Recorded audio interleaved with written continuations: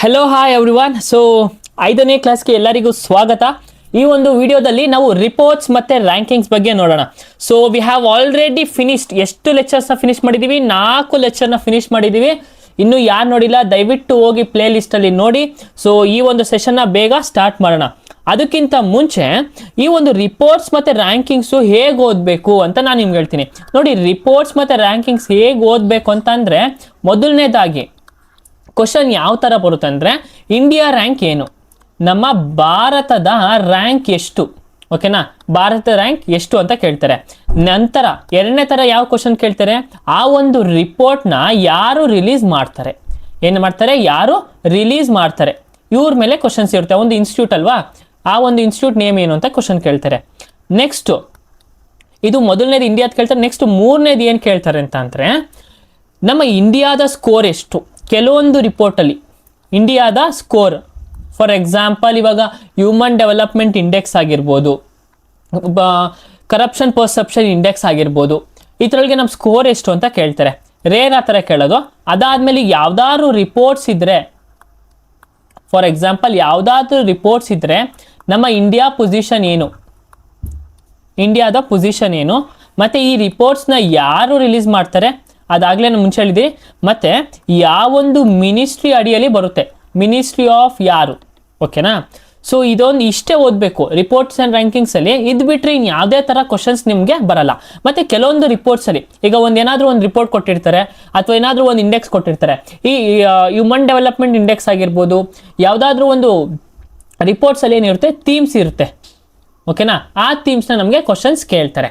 ಈ ವರ್ಷದ ಥೀಮ್ ಏನು, ಈಗ ರಿಪೋರ್ಟ್ ಬ್ರಿಕ್ಸ್ ಸಮಿಟು, ಆ ವರ್ಷದ ಥೀಮ್ ಏನು, ಆ ಥರ ನಿಮಗೆ ಕ್ವಶನ್ಸ್ ಕೇಳ್ಬೋದು. ಹ್ಯೂಮನ್ ಡೆವಲಪ್ಮೆಂಟ್ ಇಂಡೆಕ್ಸ್ ಥೀಮ್ ಏನು, ಈ ಥರ ಕ್ವಶನ್ಸ್ ಕೇಳ್ಬೋದು, ಸರಿನಾ. ಇದಿಷ್ಟು ಬಿಟ್ಟರೆ ಇನ್ನು ಯಾವುದೇ ಥರದ ಕ್ವಶನ್ಸ್ ನಮಗೆ ರಿಪೋರ್ಟ್ಸ್ ಮತ್ತು ರ್ಯಾಂಕಿಂಗ್ಸಲ್ಲಿ ಕೇಳಲ್ಲ, ಸರಿನಾ. ಸೊ ನಾವು ಬೇರೆ ಇದು ಬಿಟ್ಟು ಏನೇ ಓದಿದ್ರು ನಮಗೆ ಎಕ್ಸಾಮ್ ಪರ್ಸ್ಪೆಕ್ಟಿವ್ ಆಗಿ ವೇಸ್ಟ್. ಯಾವುದೇ ಥರ ನಮಗೆ ಮಾರ್ಕ್ಸ್ ಫಿಕ್ಸ್ ಮಾಡಲ್ಲ, ಬಟ್ ನಮ್ಮ ನಾಲೆಜ್ಗೆ ಯೂಸ್ ಆಗುತ್ತೆ. ಸೊ ಇದಿಷ್ಟು ಮೇಲೆ ಫೋಕಸ್ ಮಾಡಿ, ಜಾಸ್ತಿ ಡೀಪಾಗಂತೂ ಹೋಗ್ಬೇಡಿ. ಕರೆಂಟ್ ಅಫೇರ್ಸ್ ಮೇಲೆ ಯಾವುದು ಡೀಪಾಗಿ ಹೋಗ್ಬೇಡಿ. ರಿಪೋರ್ಟ್ಸ್ ನಾನು ಏನು ಹೇಳಿದ್ದೀನಿ ಇಷ್ಟ್ರ ಮೇಲೆ ಜಾಸ್ತಿ ಫೋಕಸ್ ಮಾಡಿ. ಕಮಿಂಗ್ ಟು ದ ಫಸ್ಟ್, ನೋಡಿ, ಫಸ್ಟು ವುಮೆನ್ ಸೇಫ್ಟಿ ಬಗ್ಗೆನೇ ಮಾತಾಡೋಣ. ಮೊದಲನೇ ಸ್ಲೈಡಲ್ಲೇ ಈ ನಾರಿ 2025 ರಿಪೋರ್ಟ್ನ ನೋಡೋಣ. ಈ ನಾರಿ 2025 ಫುಲ್ ಫಾರ್ಮ್ ಏನಂದರೆ, national annual report on index on women safety. ಈ ಒಂದು ರಿಪೋರ್ಟ್ ಯಾತ್ರ ಬಗ್ಗೆ ಮಾತಾಡುತ್ತೆ ಅಂದರೆ, majorly we talk about women safety ಬಗ್ಗೆ ಮಾತಾಡ್ತೀವಿ. ನಮ್ಮ ಭಾರತದಲ್ಲಿ ಯಾವ್ಯಾವ ಒಂದು ಸಿಟೀಸಲ್ಲಿ ವುಮೆನ್ನು ಸೇಫ್ಟಿಯಾಗಿ ಇರ್ಬೋದು, ಅವ್ರ ಒಂದು ಲೈಫ್ನ ಸೇಫಾಗಿ ಲೀಡ್ ಮಾಡ್ಬೋದು ಅಂತ ಒಂದು ಇಂಡೆಕ್ಸು. ಈ ಒಂದು ಇಂಡೆಕ್ಸಲ್ಲಿ ಯಾವುದು safest city for our women's ಅಂತ ನೋಡೋದಾದರೆ, ಕೊಹಿಮಾ ಫಸ್ಟ್ನೇ ಸ್ಥಾನದಲ್ಲಿದೆ, ಆಮೇಲೆ ವಿಶಾಖಪಟ್ಟಣಂ, ಇದು ನೆನ್ಪಿಟ್ಕೋಬೇಕು. ಬಟ್ ನಮ್ಮ ಸದರನ್ ಸ್ಟೇಟ್ಸ್ದಲ್ಲಿ ನೋಡಿದ್ರೆ ಪಟ್ನಾ ಆಗಿರ್ಬೋದು, ಅದು ಲೀಸ್ಟ್ ಸೇಫ್ ಸಿಟಿ, ಅಂದರೆ ಹುಡುಗಿರಿಗೆ ಸೇಫ್ ಆಗಿ ಇರೋದಂತೆ ಇರೋ ಒಂದು ಜಾಗ ಥರ, ಓಕೆನಾ. ಸೊ ಇದು ಯಾರೋ ಒಂದು ಮಿನಿಸ್ಟ್ರಿ ರಿಲೀಸ್ ಮಾಡುತ್ತೆ ಅಂತಂದರೆ, ನ್ಯಾಷನಲ್ ಕಮಿಷನ್ ಫಾರ್ ವುಮೆನ್, ಓಕೆನಾ. ಯಾರು ರಿಲೀಸ್ ಮಾಡ್ತಾರೆ, ಯಾವ ಒಂದು ಮಿನಿಸ್ಟ್ರಿ ಒಂದು ಬಾಡಿ, ಅದು ಒಂದು ನ್ಯಾಷನಲ್ ಕಮಿಷನ್ ಫಾರ್ ವುಮೆನ್ ಅನ್ನೋ ಒಂದು ಬಾಡಿ ಇದನ್ನ ರಿಲೀಸ್ ಮಾಡ್ತಾರೆ. ಮತ್ತು ನಮ್ಮ ಭಾರತದಲ್ಲಿ ನೋಡಿ 100%ಅಲ್ಲಿ 40% ವುಮೆನ್ನು ಏನಂತಾರೆ, ನಾವು ಸಿಟೀಸಲ್ಲಿ ಲೀವ್ ಮಾಡೋಕ್ಕೆ ಅನ್ಸೇಫ್ ಅಂತಲೇ ಅವರ ಒಪಿನಿಯನ್ ಇದೆ. ಸೊ ಇದಿಷ್ಟು ನಾರಿ ಬಗ್ಗೆ ಆಗಿರುತ್ತೆ. ಮತ್ತು ಈ ಒಂದು report national commission of women ಅಂತ ಮಾತಾಡ್ತೀವಲ್ಲ, ಇದು ಯಾವಾಗ ಎಸ್ಟಾಬ್ಲಿಷ್ ಆಗಿತ್ತು ಅಂತಂದರೆ 1992 ಅಲ್ಲಿ, ಓಕೆನಾ. ಅದು ಒಂದು ಸ್ಟ್ಯಾಟ್ಯೂಟರಿ ಬಾಡಿಯಾಗಿ ಎಸ್ಟಾಬ್ಲಿಷ್ ಆಗಿತ್ತು ಯಾವಾಗ, 1992 ಅಲ್ಲಿ. ಸೊ ಇದಿಷ್ಟು ವುಮೆನ್ ಬಗ್ಗೆ ಮಾತಾಡುತ್ತೆ. ಸೊ ಈ ಒಂದು ರಿಪೋರ್ಟು ತುಂಬ ಇಂಪಾರ್ಟೆಂಟ್ ಆಗೇ ಆಗುತ್ತೆ. IMF ವರ್ಲ್ಡ್ ಎಕನಾಮಿಕ್ ಔಟ್ಲುಕ್, ಈ ಒಂದು ವರ್ಲ್ಡ್ ಎಕನಾಮಿಕ್ ಔಟ್ಲುಕ್ ರಿಪೋರ್ಟ್ನ ಯಾರು ರಿಲೀಸ್ ಮಾಡ್ತಾರೆ ಅಂದರೆ, ನಮ್ಮ IMF ಇಂಟರ್ನ್ಯಾಷನಲ್ ಮಾನಿಟರಿ ಫಂಡ್ ಅಂತ ಕರಿತೀವಿ. ಯಾವಾಗ ಎಸ್ಟಾಬ್ಲಿಷ್ ಆಗಿದ್ದು IMF 1944 ಬ್ರಿಟನ್ ವುಡ್ಸ್ ಕಾನ್ಫರೆನ್ಸ್ ಕರಿತೀವಿ. IMF ಜೊತೆ ಇನ್ನೊಂದು ಬಾಡಿ ಎಸ್ಟಾಬ್ಲಿಷ್ ಆಯಿತು, ಯಾವುದು, ಕಮೆಂಟ್ ಮಾಡಿ, ಕಮೆಂಟಲ್ಲಿ ತಿಳಿಸಿ IMF ಜೊತೆ ಇನ್ನೊಂದು ಟ್ವಿನ್ ಆರ್ಗನೈಸೇಷನ್ ಯಾವುದು ಎಸ್ಟಾಬ್ಲಿಷ್ ಆಗಿದ್ದು ಅಂತ, ಸರಿನಾ. ಈ ಒಂದು ವರ್ಲ್ಡ್ ಎಕನಾಮಿಕ್ ಔಟ್ಲುಕ್ 2025-26 ರಿಪೋರ್ಟ್ ನೋಡಿದ್ರೆ, ನಮ್ಮ ಭಾರತದ ಗ್ಲೋಬಲ್ GDP ಗ್ರೋತ್ ಎಷ್ಟಕ್ಕೆ ನಿಂತಿದೆ ಅಂದರೆ 3% ಇತ್ತು 2025ಅಲ್ಲಿ, 1% ಜಾಸ್ತಿ ಆಗಿದೆ.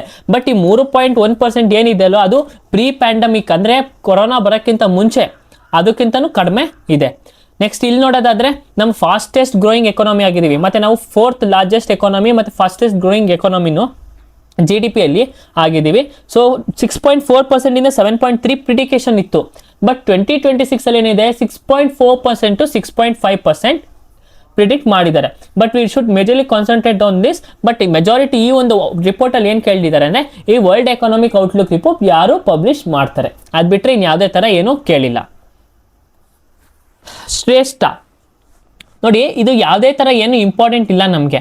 ಬಟ್ ಎಕ್ಸಾಮಲ್ಲಿ Shreshtha index is related to which sector ಅಂತ ಕೇಳ್ಬೋದು. ಈ ಒಂದು ಶ್ರೇಷ್ಠ ಅಂದ್ರೇನು, state health regulatory excellence index ಅಂತ ಕರಿತೀವಿ. State health regulatory index excellence index ಇದು ಯಾರೋ ಒಂದು ಬಿಡುಗಡೆ ಮಾಡ್ತಾರೆ ಅಂತಂದರೆ ಯೂನಿಯನ್ ಹೆಲ್ತ್ ಮಿನಿಸ್ಟರ್. ಓಕೆನಾ, ಯೂನಿಯನ್ ಹೆಲ್ತ್ ಮಿನಿಸ್ಟರ್ ಅಂದರೆ ಮಿನಿಸ್ಟ್ರಿ ಆಫ್ ಹೆಲ್ತ್, ಅದ್ರ ಜೊತೆಗೆ ಒಂದು ಡ್ರಗ್ ಆರ್ಗನೈಸೇಷನ್, ಯಾವುದು central drug standard control organisation ಅಂತ ಕರಿತೀವಿ ನಮ್ಮ ಭಾರತದಲ್ಲಿ. ಈ ಫುಲ್ಲು ಶ್ರೇಷ್ಠ ಏನರ ಮೇಲೆ ಫೋಕಸ್ ಮಾಡುತ್ತೆ ಅಂತಂದರೆ majorly they deal with drugs manufacturing ಆಗಿರ್ಬೋದು, ಡ್ರಗ್ಸ್ ಡಿಸ್ಟ್ರಿಬ್ಯೂಷನ್ ಆಗಿರ್ಬೋದು, ಮತ್ತು ಅದ್ರ ಒಂದು ಸ್ಟ್ಯಾಂಡರ್ಡ್ ಕ್ವಾಲಿಟಿನ ಮೇಂಟೈನ್ ಮಾಡಿರೋದು, ಸೇಫ್ ಆಗಿರಬೇಕು, ಕ್ವಾಲಿಟಿ ಇರಬೇಕು, ಮತ್ತು ಎಫಿಷಿಯೆಂಟ್ ಆಗಿರಬೇಕು. ಯಾವುದೇ ಥರ ಟ್ರಾನ್ಸ್ಪರೆನ್ಸಿ ಇರಬೇಕು, ಯಾವುದೇ ಥರ ಮೋಸ ಆಗಬಾರ್ದು, ಮತ್ತು ಅಕೌಂಟೇಬಲ್ ಆಗಿರಬೇಕು. ಸೊ ಈ ಶ್ರೇಷ್ಠ ಯಂತ್ರ ಬಗ್ಗೆ ಮಾತಾಡುತ್ತೆ. ಈ ಮಾತ್ರೆಗಳ ಬಗ್ಗೆ, ಡ್ರಗ್ ನಾವೇನು ಪಿಲ್ಸ್ ಅಂತ ಕರಿತೀವಲ್ಲ ಅದ್ರ ಬಗ್ಗೆ ಮಾತಾಡುತ್ತೆ. ನಮ್ಮ ಭಾರತದಲ್ಲಿ ಈ ಡ್ರಗ್ನ ಯಾರು ಒಂದು ಕಂಟ್ರೋಲ್ ಮಾಡ್ತಾರೆ, ರೆಗ್ಯುಲೇಟರಿ ಬಾಡಿ ಯಾವುದು ಅಂದರೆ ಅದು ನಮ್ಮ CDSCO ಅಂತ ಕರಿತೀವಿ, central drug standard control organisation. ಇದು ಒಂದು ರೆಗ್ಯುಲೇಟರಿ ಬಾಡಿ. ಈ ಎಲ್ಲ ಥರದ ನಮ್ಮ ಭಾರತದಲ್ಲಿ ಎಷ್ಟು ಕ್ವಾಲಿಟಿ ಮೇಂಟೈನ್ ಮಾಡಬೇಕು, ಎಷ್ಟು ಸೇಫ್ ಇರಬೇಕು ಅಂತ ಎಲ್ಲ ಮೇಂಟೈನ್ ಮಾಡೋದು ಮೆಡಿಸಿನ್ಸಲ್ಲಿ ಈ ಒಂದು ಬಾಡಿನೇ. ಸೊ ನಮಗೆ ಇದ್ರ ಬಗ್ಗೆ ಗೊತ್ತಿರಬೇಕು. ಮತ್ತು ಶ್ರೇಷ್ಠ ಅಂತ ಅಂದರೆ ಯಾವುದಕ್ಕಿಂತ ರಿಲೇಟೆಡ್ ಆಗಿರುತ್ತೆ ಅಂತ ನಮ್ಗೆ ತಿಳಿದಿರಬೇಕು. Henley passport index 2025. Henley passport ಅಂದರೆ ಈ ಪಾಸ್ಪೋರ್ಟ್ ಬಗ್ಗೆ ಮಾತಾಡ್ತೇವೆ. ವೀಸಾ ಫ್ರೀ ಪಾಸ್ಪೋರ್ಟಿಂದ ನಾವು ಎಷ್ಟು ಕಂಟ್ರಿಗೆ ಟ್ರಾವೆಲ್ ಮಾಡ್ಬೋದು ಅಂತ. ಹೆನ್ಲಿ ಪಾಸ್ಪೋರ್ಟ್, ಈ ಒಂದು ಪಾಸ್ಪೋರ್ಟ್ ಇಂಡೆಕ್ಸ್ನ ಯಾರು ರಿಲೀಸ್ ಮಾಡ್ತಾರೆ, ಹೆನ್ಲಿ ಮತ್ತು ಪಾರ್ಟ್ನರ್ಸ್ ಅನ್ನೋ ಗ್ರೂಪ್ ರಿಲೀಸ್ ಮಾಡುತ್ತೆ. ನಮ್ಮ ಭಾರತದ ರ್ಯಾಂಕ್ ಎಷ್ಟು ಹಾಗಾದರೆ? ನಮ್ಮ ಭಾರತದ ರ್ಯಾಂಕ್ ಎಷ್ಟು? 85. ಇದರಿಂದ ನೆನ್ಪಿಟ್ಕೊಳ್ಳಿ. ಮತ್ತು ಫಸ್ಟ್ ರ್ಯಾಂಕ್ ಯಾರ್ದು? ಸಿಂಗಾಪುರ್. ನಮ್ಮ ಭಾರತದ ರ್ಯಾಂಕ್ ಎಷ್ಟು? 85. ಅದು ಬಿಟ್ಟರೆ ಇನ್ನು ಯಾವುದೇ ಥರ ಏನು ಇಂಪಾರ್ಟೆಂಟ್ ಇಲ್ಲ, ನಾವಿಷ್ಟು ಓದಿದ್ರೇ ಸಾಕು. ಸಾಧನ್ ಭಾರತ್ ಮೈಕ್ರೋ ಫಿನಾನ್ಸ್ ರಿಪೋರ್ಟ್ ನೋಡಿ, ಲಾಸ್ಟ್ ಇಯರು ಏನು ಮೈಕ್ರೋ ಫಿನಾನ್ಸ್ ಅಂತ ಜಾಸ್ತಿ ನ್ಯೂಸಲ್ಲಿ ಇತ್ತು. ಜಾಸ್ತಿ ಜನಕ್ಕೆ ಮೋಸ ಮಾಡ್ತಿದ್ರು ಅಂತೆಲ್ಲ, ಅಂದರೆ ಅವರು ಏನು ಲೋನ್ ತಗೊಂಡು ಇದು ಮಾಡ್ತಿದ್ರು ಆ ಒಂದು ಕಾರಣಕ್ಕೆ ಮೈಕ್ರೋ ಫಿನಾನ್ಸ್ ಜಾಸ್ತಿ ನ್ಯೂಸಲ್ಲಿತ್ತು. ಈ ಮೈಕ್ರೋ ಫಿನಾನ್ಸ್ ಬಗ್ಗೆ ಸಾಧನ್ ಭಾರತ್ ಮೈಕ್ರೋ ಫಿನಾನ್ಸ್ ರಿಪೋರ್ಟು ಕೊಟ್ಟಿದೆ. ಓಕೆನಾ ಅಂತ ಕರಿತೀವಿ. ಈ ಒಂದು ರಿಪೋರ್ಟ್ ಯಾರು ರಿಲೀಸ್ ಮಾಡ್ತಾರೆ ಅಂದರೆ ಸಾಧನ್ನು. ಇದು ಯಾರು ಪ್ರಿಪೇರ್ ಮಾಡೋದಂತಂದರೆ ನಬಾರ್ಡ್ ಅವರು ಪ್ರಿಪೇರ್ ಮಾಡ್ತಾರೆ. ನಬಾರ್ಡ್ ಎಸ್ಟಾಬ್ಲಿಷ್ ಆಗಿದೆ ಯಾವಾಗ? 1982ರಲ್ಲಿ. 1982 ಜುಲೈ 12ರಲ್ಲಿ ನಬಾರ್ಡ್ ಎಸ್ಟಾಬ್ಲಿಷ್ ಆಗುತ್ತೆ. ಇದು ಯಾಕೆ ಏನರ ಮೇಲೆ ಸಾಧನ್ ಭಾರತ್ ಅಂತ ಫೋಕಸ್ ಮಾಡುತ್ತೆ ಅಂತಂದರೆ ನಮ್ಮ ಇಂಡಿಯಾದ ಮೈಕ್ರೋ ಫಿನಾನ್ಸ್ ಸೆಕ್ಟರ್ ಮೇಲೆ ಜಾಸ್ತಿ ಫೋಕಸ್ ಮಾಡುತ್ತೆ. ಅಲ್ಲಿ ಕ್ವಾಲಿಟಿ, ಲೋನ್ ಕ್ವಾಲಿಟಿ ಎಷ್ಟಿದೆ, ಲೋನ್ ಕ್ವಾಂಟಿಟಿ ಎಷ್ಟಿದೆ, ರಿಪೇಮೆಂಟ್ ಟ್ರೆಂಡ್ಸು ಹೇಗೆ, ಎಷ್ಟು ಜನ ರಿಪೇಮೆಂಟ್ ಮಾಡ್ತಾರೆ, ಇದೆಲ್ಲದ್ರ ಬಗ್ಗೆನೂ ಅನಾಲಿಸಿಸ್ ಮಾಡ್ತೀವಿ. ಓಕೆನಾ. ಇಲ್ಲಿ ಈ ಒಂದು ಮೇಜರ್ ಲೆಂಡಿಂಗ್ ಇನ್ಸ್ಟಿಟ್ಯೂಷನ್ ಯಾವುದು ಇಲ್ಲಿ ಅಂತಂದರೆ NBFC ಮೈಕ್ರೋ ಫಿನಾನ್ಸ್ ಇನ್ಸ್ಟಿಟ್ಯೂಷನ್ ಅಂತ ಕರಿತೀವಿ. ಯಾರು ಒಂದು ಕಮಿಟಿ ಅಲ್ಲಿ ಎಸ್ಟಾಬ್ಲಿಷ್ ಆಗಿದ್ದು? ಮಲೇಗಾಮ್ ಕಮಿಟಿ. ಓಕೆನಾ, ಅವರ ಒಂದು ರೆಕಮೆಂಡೇಶನ್ ಎಸ್ಟಾಬ್ಲಿಷ್ ಅಂದರೆ NBFC micro finance institution. Next ಬ್ಯಾಂಕ್ಗಳು ಲೋನ್ಸ್ ಕೊಡ್ತವೆ, ಸ್ಮಾಲ್ ಫಿನಾನ್ಸ್ ಬ್ಯಾಂಕ್ಗಳು, ಮತ್ತು NBFC ನಾನ್ ಬ್ಯಾಂಕಿಂಗ್ ಫಿನಾನ್ಷಿಯಲ್ ಕಂಪನಿ. ಓಕೆನಾ. ಸೊ ಇಲ್ಲಿ ಏನು ನಾವು ನೆನ್ಪಿಟ್ಕೋಬೇಕು ಅಂದರೆ ಸಾಧನ್ ಭಾರತ್ ಮೈಕ್ರೋ ಫಿನಾನ್ಸ್ ರಿಪೋರ್ಟು. ಈ ಒಂದು ರಿಪೋರ್ಟ್ ಯಾರು ರೆಗ್ಯುಲೇಟ್ ಮಾಡ್ತಾರೆ ಅಷ್ಟೇ. ಅದು ಬಿಟ್ಟರೆ ಇನ್ನು ಯಾವುದೇ ಥರ ಏನೂ ಇಂಪಾರ್ಟೆಂಟ್ ಕೇಳಲ್ಲ. ಜಸ್ಟ್ ನೀವು PDF ಓದಬೇಕಾದ್ರೆ ಇಲ್ಲಿ ಸ್ವಲ್ಪ ಪ್ಯಾರಾಮೀಟರ್ಸ್ ಕೊಟ್ಟಿರ್ತಾರೆ, ಅದ್ರ ಬಗ್ಗೆ ನೋಡಿ. ಓಕೆನಾ. ಮತ್ತು ಇನ್ನೊಂದೇನು, Bihar reported the high stress. ಇದ್ರೊಳಗೇನು ಲೋನ್ಸ್ ಕೊಡ್ತಾರೆ, ಲೋನ್ಸ್ನ ಜಾಸ್ತಿ ಲೋನ್ಸು ತೊಗೊಳ್ತಾರೆ. ಮತ್ತು NPS ಇದ್ರೊಳಗೆ ಇನ್ಕ್ರೀಸ್ ಆಗ್ತಿದೆ. NPS ಅಂದ್ರೇನು? ನಾನ್ ಪರ್ಫಾರ್ಮಿಂಗ್ ಅಸೆಟ್ಸ್. ಈಗ ಯಾರಾದರೂ ಲೋನ್ ತೊಗೊಂಡಿರ್ತಾರೆ, ವಾಪಸ್ಸು ಅವ್ರ ಕೈಲಿ ತೀರ್ಸೋಕ್ಕಾಗಿರಲ್ಲ ಅಥವಾ ಲೇಟ್ ಮಾಡಿರ್ತಾರೆ, ಅದನ್ನ ಏನಂತ ಕರೀತಾರೆ? ನಮ್ಮ ಟೈಮ್ ಪೀರಿಯಡ್ಗಿಂತ ಇನ್ನೂ ತೀರ್ಸೋಕ್ಕಾಗಿಲ್ಲ ಅಂದರೆ ನಾನ್ ಪರ್ಫಾರ್ಮಿಂಗ್ ಅಸೆಟ್ ಅಂತ ಕರಿತೀವಿ. ಬಿಹಾರ ಏನು reported as the high stress. ಜಾಸ್ತಿ ಸ್ಟ್ರೆಸ್ ಎಲ್ಲಿರೋದೆ ಈ ಒಂದು ಮೈಕ್ರೋ ಫಿನಾನ್ಸ್ ಇನ್ಸ್ಟಿಟ್ಯೂಟಲ್ಲಿ, ಬಿಹಾರಲ್ಲಿ. ಸೊ ಇದ್ರ ಬಗ್ಗೆ ಎಲ್ಲ ನಮಗೆ ಸ್ವಲ್ಪ ನಾಲೆಜ್ ಇರಬೇಕು, ಸರಿನಾ? ಇದು ಇಂಪಾರ್ಟೆಂಟು. ಇಷ್ಟು ಬಗ್ಗೆ ತಿಳ್ಕೊಂಡು ಆಮೇಲೆ PDF ಹೋದಾಗ ಇದೆಲ್ಲ ನೋಡ್ಕೊಳ್ಳಿ. ಕೂಪ್ ಕುಂಬ್ ನೋಡಿ, ಈ ವರ್ಷಕ್ಕೆ ಕೇಳ್ತಾರೆ ಕ್ವಶನ್. ಕೂಪ್ ಕುಮ್ 2025. ಈ ಕೂಪ್ ಕುಂಬ್ ಅನ್ನೋ 2025 ಯಾವುದಕ್ಕೆ ರಿಲೇಟೆಡ್, ಯಾವ ಮಿನಿಸ್ಟ್ರಿಗೆ ರಿಲೇಟೆಡ್ ಅಂತ ಕೇಳ್ತಾರೆ. ಹೆಸರಲ್ಲೇ ಇದೆ. ಕೂಪ್ ಅಂತ ಅಂದ್ರೆ ಏನಿಲ್ಲ, ಕೋಆಪರೇಟಿವ್, ನಮ್ಮ ಅರ್ಬನ್ ಕೋಆಪರೇಟಿವ್ ಬ್ಯಾಂಕ್ಸ್ಗೆ ಅಥವಾ ಕೋಆಪರೇಟಿವ್ ಕ್ರೆಡಿಟ್ ಸೆಕ್ಟರ್ಗೆ ಈ ಒಂದು ಕೂಪ್ ಕುಂಬ್ ಸಂಬಂಧಪಟ್ಟಿದೆ. ಮತ್ತೆ ಅಂದ್ರೆ ಯಾವ ಒಂದು ಮಿನಿಸ್ಟ್ರಿ ಅಡಿಯಲ್ಲಿ ಬರುತ್ತೆ ಅಂದ್ರೆ ಮಿನಿಸ್ಟ್ರಿ ಆಫ್ ಕೋಆಪರೇಷನ್ ಅಡಿಯಲ್ಲಿ ಬರುತ್ತೆ. ಮತ್ತೆ ಕೋಆಪರೇಟಿವ್ ಸೊಸೈಟೀಸ್ ಯಾವೊಂದು ಅಮೆಂಡ್ಮೆಂಟ್ ಇಂದ ನಾವು ನಮ್ಮ ಕಾನ್ಸ್ಟಿಟ್ಯೂಷನ್ಗೆ ಆಡ್ ಮಾಡ್ಕೊಂಡಿದ್ದೀವಿ, ರೈಟ್ ಟು ಫಾರ್ಮ್ ಕೋಆಪರೇಟಿವ್ಸ್ ಅಂತ ಕರಿತೀವಲ್ಲ, ಆರ್ಟಿಕಲ್ ಯಾವುದು, ಯಾವ ಅಮೆಂಡ್ಮೆಂಟ್ ಅಂತ ನನಗೆ ಕಮೆಂಟ್ ಅಲ್ಲಿ ತಿಳಿಸ್ಕೊಡಿ, ನೀವು ಪೊಲಿಟಿ ಎಲ್ಲ ಕಂಪ್ಲೀಟ್ ಮಾಡಿದ್ರೆ. ಓಕೆನಾ. ಮಿನಿಸ್ಟ್ರಿ ಆಫ್ ಕೋಆಪರೇಟಿವ್ಸ್ ಇದರ ನೋಡಲ್ ಏಜೆನ್ಸಿ ಆಗಿರುತ್ತೆ. ಇದು ಯಾರು ಆರ್ಗನೈಸ್ ಮಾಡ್ತಾರೆ? ಇಟ್ ಈಸ್ ಆರ್ಗನೈಸ್ ಬೈ ನ್ಯಾಫ್ಕಬ್ ಅಂತ ಕರಿತೀವಿ. ನ್ಯಾಫ್ಕಬ್ ಅಂದ್ರೆ ಏನು? National federation of urban cooperative banks and credit. ಇದ್ರ ಬಗ್ಗೆ ಒಂದು ಶಾರ್ಟ್ ಸ್ಟೋರಿ ನಿಮಗೆ ನೆನ್ಪಿಟ್ಕೊಳ್ಳೋ ಹೇಳ್ಬಿಡ್ತೀನಿ ನೋಡಿ. ಕೂಪ್ ಕುಂಬ್ ಅಂತ ಏನಿಲ್ಲ, ಡೆಲ್ಲಿ ಡಿಕ್ಲರೇಷನ್ ಅಂತ ನಡೆಯುತ್ತೆ 2025. ಆ ಡೆಲ್ಲಿ ಡಿಕ್ಲರೇಷನ್ ಏನು ಹೇಳ್ತಾರೆ, ಯಾವುದೇ ಒಂದು ಸಿಟಿಲಿ ಎಲ್ಲಿ 2 ಲಕ್ಷಕ್ಕಿಂತ ಜಾಸ್ತಿ ಪಾಪ್ಯುಲೇಷನ್ ಇದೆಯೋ ಆ ಒಂದು ಸಿಟಿಗೆ ಒಂದು ಅರ್ಬನ್ ಕೋಆಪರೇಟಿವ್ ಬ್ಯಾಂಕ್ನ ಎಸ್ಟಾಬ್ಲಿಷ್ ಮಾಡಬೇಕು. ಓಕೆ, ಯಾವ ಒಂದು ವರ್ಷದಲ್ಲಿ ಅಂದರೆ 5 ವರ್ಷದ ಒಳಗಡೆ 2 ಲಕ್ಷ ಪಾಪ್ಯುಲೇಷನ್ ಎಲ್ಲೈತೆ ಅಲ್ಲಿ ಒಂದು ಅರ್ಬನ್ ಕೋಆಪರೇಟಿವ್ ಬ್ಯಾಂಕ್ ಇರಬೇಕು ಅಂತ ಹೇಳಿದ್ದಾರೆ ಗೌರ್ಮೆಂಟ್. ಆಯ್ತಾ. ಸೊ ಏನಕ್ಕೆ ಅಂತಂದರೆ ಫಿನಾನ್ಷಿಯಲ್ ಇನ್ಕ್ಲೂಷನ್, ಏನಂದರೆ ಎಲ್ಲಾನು ಫಿನಾನ್ಷಿಯಲ್ ಇನ್ಕ್ಲೂಷನ್ಗೋಸ್ಕರ ಎಲ್ಲರೂ ಈ ಥರ ಒಂದು ಫಿನಾನ್ಷಿಯಲ್ ಆಕ್ಟಿವಿಟೀಸಲ್ಲಿ ತೊಡಗಬೇಕು ಅನ್ನೋದಕ್ಕೋಸ್ಕರ ಇದೊಂದು ಏನಪ್ಪ ಕೂಪ್ ಕುಂಬ್ ಅನ್ನೋ ಒಂದು ಡಿಕ್ಲರೇಷನ್ ತಂದಿದ್ದಾರೆ. ಮತ್ತು ಇದು ಥೀಮ್ ಏನಾಗಿರುತ್ತೆ? ಡಿಜಿಟಲೈಸಿಂಗ್ ಡ್ರೀಮ್ಸ್ ಎಂಪವರಿಂಗ್ ಕಮ್ಯುನಿಟೀಸ್. ಇದಿಷ್ಟು ನೆನ್ಪಿಟ್ಕೋಬೇಕು. ನೆಕ್ಸ್ಟ್ ನೋಡೋದಾದ್ರೆ ಪ್ಯಾಕ್ ಸಿಲಿಕಾ ಇನಿಷಿಯೇಟಿವ್. ಇದು ಸೈನ್ಸ್ ಆ್ಯಂಡ್ ಟೆಕ್ಕಲ್ಲಿ ತರಬೇಕಾಯಿತು, ಬಟ್ ನಾನು ಇಲ್ಲೇ ತೊಗೊಬಂದಿದ್ದೀನಿ. ಈ ಪ್ಯಾಕ್ ಸಿಲಿಕಾ ಇನಿಷಿಯೇಟಿವ್ ಅಂದ್ರೆ ಏನು? ಪ್ಯಾಕ್ಸ್ ನೋಡಿ, ಇಲ್ಲಿ ಒಂದು ಬಾಕ್ಸ್ ನೋಡ್ಕೊಳ್ಳಿ. ಪ್ಯಾಕ್ಸ್ ಅಂದ್ರೆ ಏನು? ಪೀಸ್ ಅಂತ. ಸಿಲಿಕಾ ಅಂದ್ರೆ ಸಿಲಿಕಾನ್. ನಾವು ನೆನ್ನೆ ಏನೋ ಮಾತಾಡಿದ್ವಿ, ಸಿಲಿಕಾನ್ ಅಂದ್ರೆ ಏನು? ಸೆಮಿ ಕಂಡಕ್ಟರ್ಗೆ ರಿಲೇಟೆಡ್ ಅಂತ ಅಲ್ವಾ. ಸಿಲಿಕಾ ಅಂದ್ರೆ ಏನು? Silicon chips silica. Pax silica ಏನಂತ ಮಾತಾಡುತ್ತೆ? It is symbolizes peace and prosperity through secure technological ecosystems. ಏನಿಲ್ಲ, ಪ್ಯಾಕ್ ಸಿಲಿಕಾ ಇನಿಷಿಯೇಟಿವ್ ಅಂದ್ರೆ ಏನಿಲ್ಲ, ಇಟ್ ಈಸ್ ಜಸ್ಟ್ ಏನ್ರ ಮೇಲೆ ಫೋಕಸ್ ಮಾಡ್ತೀವಿ ಅಂದ್ರೆ ಸೆಮಿ ಕಂಡಕ್ಟರ್ಸ್, ಕ್ರಿಟಿಕಲ್ ಮಿನರಲ್ಸ್, ಮೇಲೆ ಫೋಕಸ್ ಮಾಡ್ತೀವಿ, ಕ್ರಿಟಿಕಲ್ ಮಿನರಲ್ಸ್ ಮೇಲೆ ಫೋಕಸ್ ಮಾಡ್ತೀವಿ. ಏಕೆ ಅಂದ್ರೆ ನಾವು ಸೆಮಿ ಕಂಡಕ್ಟರ್ ಚಿಪ್ಸ್ನ ತಯಾರಿಸೋಕ್ಕೆ ಮತ್ತು ಆರ್ಟಿಫಿಷಿಯಲ್ ಇಂಟೆಲಿಜೆನ್ಸ್ನ ಅದರೊಳಗಡೆ ಒಳಗೊಳಿಸ್ಕೊಳ್ಳೋಕ್ಕೆ. ಸೊ ಇದಕ್ಕೆಲ್ಲದಕ್ಕೋಸ್ಕರ ನಾವು ಒಂದು ಇನಿಷಿಯೇಟಿವ್ ತಂದಿದ್ದೀವಿ, ಪ್ಯಾಕ್ ಸಿಲಿಕಾ ಇನಿಷಿಯೇಟಿವ್ ಅಂತ. ಇದು ಒಂದು ಯಾರು ಲಾಂಚ್ ಮಾಡ್ತಾರೆ ಅಂದರೆ United States LED strategic alliance, US LED strategic technology ಕೊಯಿಲೇಷನ್, ಆ ಒಂದು ಗ್ರೂಪ್ ಮುಖಾಂತರ ಈ ಒಂದು ಪ್ಯಾಕ್ ಸಿಲಿಕಾ ಅನ್ನೋ ಇನಿಷಿಯೇಟಿವ್ನ ಎಸ್ಟಾಬ್ಲಿಷ್ ಮಾಡಿದ್ದಾರೆ. ಮತ್ತು ನಮ್ಮ ಭಾರತನೂ ಕೂಡ ಮೆಂಬರ್ ಅದಕ್ಕೆ ಆಗಿದೆ. ಏನಾಗಿದೆ? ನಮ್ಮ ಭಾರತನೂ ಕೂಡ ಅದಕ್ಕೆ ಮೆಂಬರ್ ಆಗಿದೆ. ಇದು ಏನ್ರ ಮೇಲೆ ಫೋಕಸ್ ಮಾಡುತ್ತೆ? Semi conductor, critical minerals supply chain ಮೇಲೆ ಫೋಕಸ್ ಮಾಡುತ್ತೆ. ಈಗ ನೆಕ್ಸ್ಟ್ ನೋಡೋದಾದ್ರೆ Asia power index 2025. Asia power index 2025 ನಮ್ಮ ಭಾರತದ ರ್ಯಾಂಕ್ ಎಷ್ಟು? ನಮ್ಮ ಭಾರತ 3ನೇ ರ್ಯಾಂಕ್ ಪಡ್ಕೊಂಡಿದೆ. ಎಷ್ಟನೇ ರ್ಯಾಂಕು? 3ನೇ ರ್ಯಾಂಕ್ ಪಡ್ಕೊಂಡಿದೆ. ನಮ್ಮ ಸ್ಕೋರ್ ಎಷ್ಟು? 40. ಟಾಪ್ ಪರ್ಫಾರ್ಮರ್ ಯಾರು? ಯುನೈಟೆಡ್ ಸ್ಟೇಟ್ಸ್, US ಅವರು ಟಾಪ್ ಪರ್ಫಾರ್ಮರ್ ಆಗಿರ್ತಾರೆ. Second China. ಇಷ್ಟು ಬಿಟ್ಟರೆ ಇನ್ಯಾವುದು ಏನು ಇಲ್ಲಿ ಇಂಪಾರ್ಟೆಂಟ್ ಇಲ್ಲ. ಡೈರೆಕ್ಟ್ ಕ್ವಶನ್ ಕೇಳಿದ್ರೆ ಏಷ್ಯಾ ಪವರ್ ಇಂಡೆಕ್ಸ್ ಮೇಲೆ ಕೇಳೋದು. ಮತ್ತು ಇದು ಏನ್ರ ಮೇಲೆ ಮೆಜರ್ ಮಾಡುತ್ತೆ ಅಂದರೆ the ability of countries to shape and respond to their external environment in the Asia. ಅದು ಬಿಟ್ಟರೆ ಇನ್ನೇನು ಇಂಪಾರ್ಟೆಂಟ್ ಈ ಒಂದು ಟಾಪಿಕ್ ಮೇಲೆ ಇಲ್ಲ. ಈಗ ನೆಟ್ವರ್ಕ್ ರೆಡಿನೆಸ್ ಇಂಡೆಕ್ಸ್. ಈ ನೆಟ್ವರ್ಕ್ ರೆಡಿನೆಸ್ ಇಂಡೆಕ್ಸ್ ಯಾರು ಪಬ್ಲಿಷ್ ಮಾಡ್ತಾರೆ ಅಂದರೆ ಪೋರ್ಚುನಲ್ಸ್ ಇನ್ಸ್ಟಿಟ್ಯೂಟ್ ಅಂತ ಕರಿತೀವಿ. ಓಕೆನಾ. ಏನಂತ ಕರಿತೀವಿ? ಪೋರ್ಚುನಲ್ಸ್ ಇನ್ಸ್ಟಿಟ್ಯೂಷನ್ ಅಂತ ಪಬ್ಲಿಷ್ ಮಾಡ್ತಾರೆ. ಬಟ್ ಇದು ಒರಿಜಿನಲ್ ಯಾರು ಮಾಡ್ತಿದ್ರು? ಫಸ್ಟ್ ಯಾರು ಮಾಡ್ತಿದ್ರು ಅಂದರೆ ವರ್ಲ್ಡ್ ಎಕನಾಮಿಕ್ ಫೋರಮ್ ಅವರು ಪಬ್ಲಿಷ್ ಮಾಡ್ತಿದ್ರು. ಇದಿಷ್ಟು ಬಿಡೋದಾದ್ರೆ ನಮ್ಮ ಭಾರತದ ರ್ಯಾಂಕ್ ಎಷ್ಟು? ನೆಟ್ವರ್ಕ್ ರೆಡಿನೆಸ್ ಇಂಡೆಕ್ಸ್ ಅಲ್ಲಿ ನಮ್ಮ ಭಾರತದ ರ್ಯಾಂಕ್ ಎಷ್ಟು ಅಂದರೆ 49th ರ್ಯಾಂಕ್. ಟಾಪ್ ಕಂಟ್ರಿ ಯಾರು? USA. ಇಲ್ಲಿ ಎಷ್ಟು ಈ ಫ್ರೇಮ್ವರ್ಕ್ ಅಲ್ಲಿ ಎಷ್ಟು ಪಿಲ್ಲರ್ಸ್ ಅಂದರೆ ಯಾವೊಂದು ಮೆಜರ್ಮೆಂಟ್ ಮೇಲೆ ಇದು ಪ್ಯಾರಾಮೀಟರ್ ಅಂದರೆ 4 ಪಿಲ್ಲರ್ನ ಯೂಸ್ ಮಾಡ್ತಾರೆ. ಅದರೊಳಗೆ ಸಬ್ ಪಿಲ್ಲರ್ 12 ಪಿಲ್ಲರ್ಸ್ ಇರುತ್ತೆ. ಟೋಟಲ್ ಇಂಡಿಕೇಟರ್ಸ್ ಎಷ್ಟು? Nearly 60 indicators. ಈ ಒಂದು ಟಾಪಿಕ್ಗೆ ಈ ಥರ ಒಂದು ಡೀಟೇಲ್ಸ್ ಅಲ್ಲಿ ಏನು ಬೇಡ, ಬಟ್ ನಮ್ಮ ಭಾರತದ ರ್ಯಾಂಕ್ ಎಷ್ಟು, ಟಾಪ್ ಕಂಟ್ರಿ ಯಾವುದು, ಈ ಒಂದು ರಿಪೋರ್ಟ್ನ ಯಾರು ಪಬ್ಲಿಷ್ ಮಾಡ್ತಾರೆ ಅನ್ನೋದು ಇಂಪಾರ್ಟೆಂಟ್ ಆಗುತ್ತೆ. Fiscal health index. ಈ ಒಂದು ಫಿಸ್ಕಲ್ ಹೆಲ್ತ್ ಇಂಡೆಕ್ಸ್ ಅನ್ನೋ ರಿಪೋರ್ಟು ಯಾರು ಬಿಡುಗಡೆ ಮಾಡ್ತಾರೆ? ನೀತಿ ಆಯೋಗ ಬಿಡುಗಡೆ ಮಾಡುತ್ತೆ. ಅಂದ್ರೆ ನಮ್ಮ ಭಾರತನೇ ರಿಲೀಸ್ ಮಾಡುವಂತ ಒಂದು ರಿಪೋರ್ಟ್. ಹಾಗಾಗಿ ನಾವು ಈ ರಿಪೋರ್ಟ್ ಅಲ್ಲಿ ಯಾರು ರಿಲೀಸ್ ಮಾಡ್ತಾರೆ, ಯಾವ್ಯಾವ ಒಂದು ಸ್ಟೇಟ್ಸ್ ಇದ್ರೊಳಗೆ ಚೆನ್ನಾಗಿ ಪರ್ಫಾರ್ಮ್ ಆಗಿದೆ ಅಂತ ಎಲ್ಲ ಡೀಟೇಲ್ಸ್ ನಮಗೆ ಗೊತ್ತಿರಬೇಕು.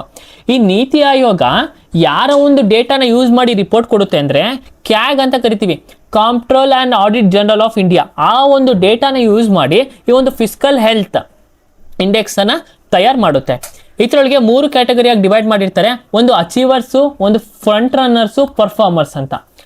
ನೆಕ್ಸ್ಟ್ ಆಸ್ಪಿರೇಷನಲ್ ಬಾಟಮ್ ಪರ್ಫಾರ್ಮರ್ ಅಂದ್ರೇನು, ಈ 3ಕ್ಕಿಂತ ಕಡಿಮೆ ಯಾರು ಪರ್ಫಾರ್ಮ್ ಮಾಡ್ತಾರಲ್ವಾ ಅವ್ರನ್ನ ಬಾಟಮ್ ಪರ್ಫಾರ್ಮರ್ಸ್ ಅಂತ ಕರಿತೀವಿ.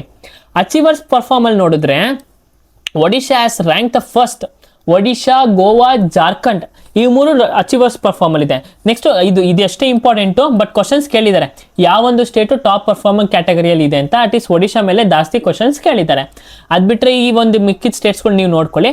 ಇಲ್ಲಿ ಯಾವ ಪಿಲ್ಲರ್ ಮೇಲೆ, ಈ ಪ್ಯಾರಾಮೀಟರ್ಸ್ ಮೇಲೆ ಇದನ್ನು ಎವಾಲ್ಯೂಯೇಷನ್ ಮಾಡ್ತಾರೆ ಅಂದರೆ, ನಾವು ಎಷ್ಟು ಚೆನ್ನಾಗಿ ಕ್ವಾಲಿಟಿ ಆಫ್ ಎಕ್ಸ್ಪೆಂಡಿಚರ್ ಆಗಿರ್ಬೋದು, ಆದಾಯನ ಸಂಗ್ರಹಿಸೋದ ಮೇಲೆ ಆಗಿರ್ಬೋದು, ಫಿಸಿಕಲ್ ಪ್ರೂಡೆನ್ಸ್, ಡೆಪ್ತ್ ಇಂಡೆಕ್ಸ್ ಆಗಿರ್ಬೋದು, ಡೆಪ್ತ್ ಸಸ್ಟೈನಬಿಲಿಟಿ, ಈ ಒಂದು ಪ್ಯಾರಾಮೀಟರ್ಸ್ ಮೇಲೆ ಈ ಒಂದು ಫಿಸಿಕಲ್ ಹೆಲ್ತ್ ಇಂಡೆಕ್ಸ್ನ ತಯಾರಿಸ್ತಾರೆ. ಯಾರು ತಯಾರಿಸೋದು? NITI Aayog. World happiness report 2026 ಅಂದರೆ ನಾವು ಎಷ್ಟು ಹ್ಯಾಪಿ ಆಗಿರ್ತೀವಿ, ಯಾವೊಂದು ಕಂಟ್ರಿ ಜಾಸ್ತಿ ಹ್ಯಾಪಿ ಆಗಿದೆ ಆ ಒಂದು ಪ್ಯಾರಾಮೀಟರ್ ಮೇಲೆ ಈ ಒಂದು ರಿಪೋರ್ಟ್ನ ಕೊಡ್ತಾರೆ. 2026ರಲ್ಲಿ ನಮ್ಮ ಸ್ಥಾನ ಎಷ್ಟು? 116. ಇಲ್ಲಿ ಅಷ್ಟು ನಮ್ಮ ಸ್ಥಾನ 116. 2025ರಲ್ಲಿ ಎಷ್ಟು ಹೊತ್ತು? 118. ಕ್ವಶನ್ ಇಲ್ಲಿ ಹೇಗೆ ಕೇಳ್ತಾರೆ ಅಂತಂದರೆ, ಹ್ಯಾಪಿನೆಸ್ ಇಂಡೆಕ್ಸಲ್ಲಿ 2025ರಿಂದ 2026ಕ್ಕೆ ನಾವು ಎಷ್ಟು ಇನ್ಕ್ರೀಸ್ ಆಗಿದ್ದೀವಿ ಅಂತ ಕೇಳ್ತಾರೆ. ಓಕೆನಾ? ಅಂದರೆ ಎಷ್ಟು ಕಡಿಮೆ ರ್ಯಾಂಕ್ ಇದೆ ಅಂತಂದರೆ ನಾವು ಇನ್ಕ್ರೀಸ್ ಆಗಿದ್ದೀವಿ ಹ್ಯಾಪಿನೆಸ್ ಇಂಡೆಕ್ಸಲ್ಲಿ ಅಂತ. ಸೊ ನಾವು ಎಷ್ಟು ಪಾಯಿಂಟ್ಸಲ್ಲಿ ಇನ್ಕ್ರೀಸ್ ಆಗಿದ್ದೀವಿ? 2 ಪಾಯಿಂಟ್ಸಲ್ಲಿ ನಾವು ಮುಂದಕ್ಕೆ ಕಡಿಮೆ ಆಗಿದ್ದೀವಿ. ಓಕೆನಾ? ಇನ್ಕ್ರೀಸ್ ಆಗಿದ್ದೀವಿ, ನಮ್ಮ ಹ್ಯಾಪಿನೆಸ್ ನಮ್ಮ ಭಾರತದಲ್ಲಿ ಇನ್ಕ್ರೀಸ್ ಆಗಿದೆ.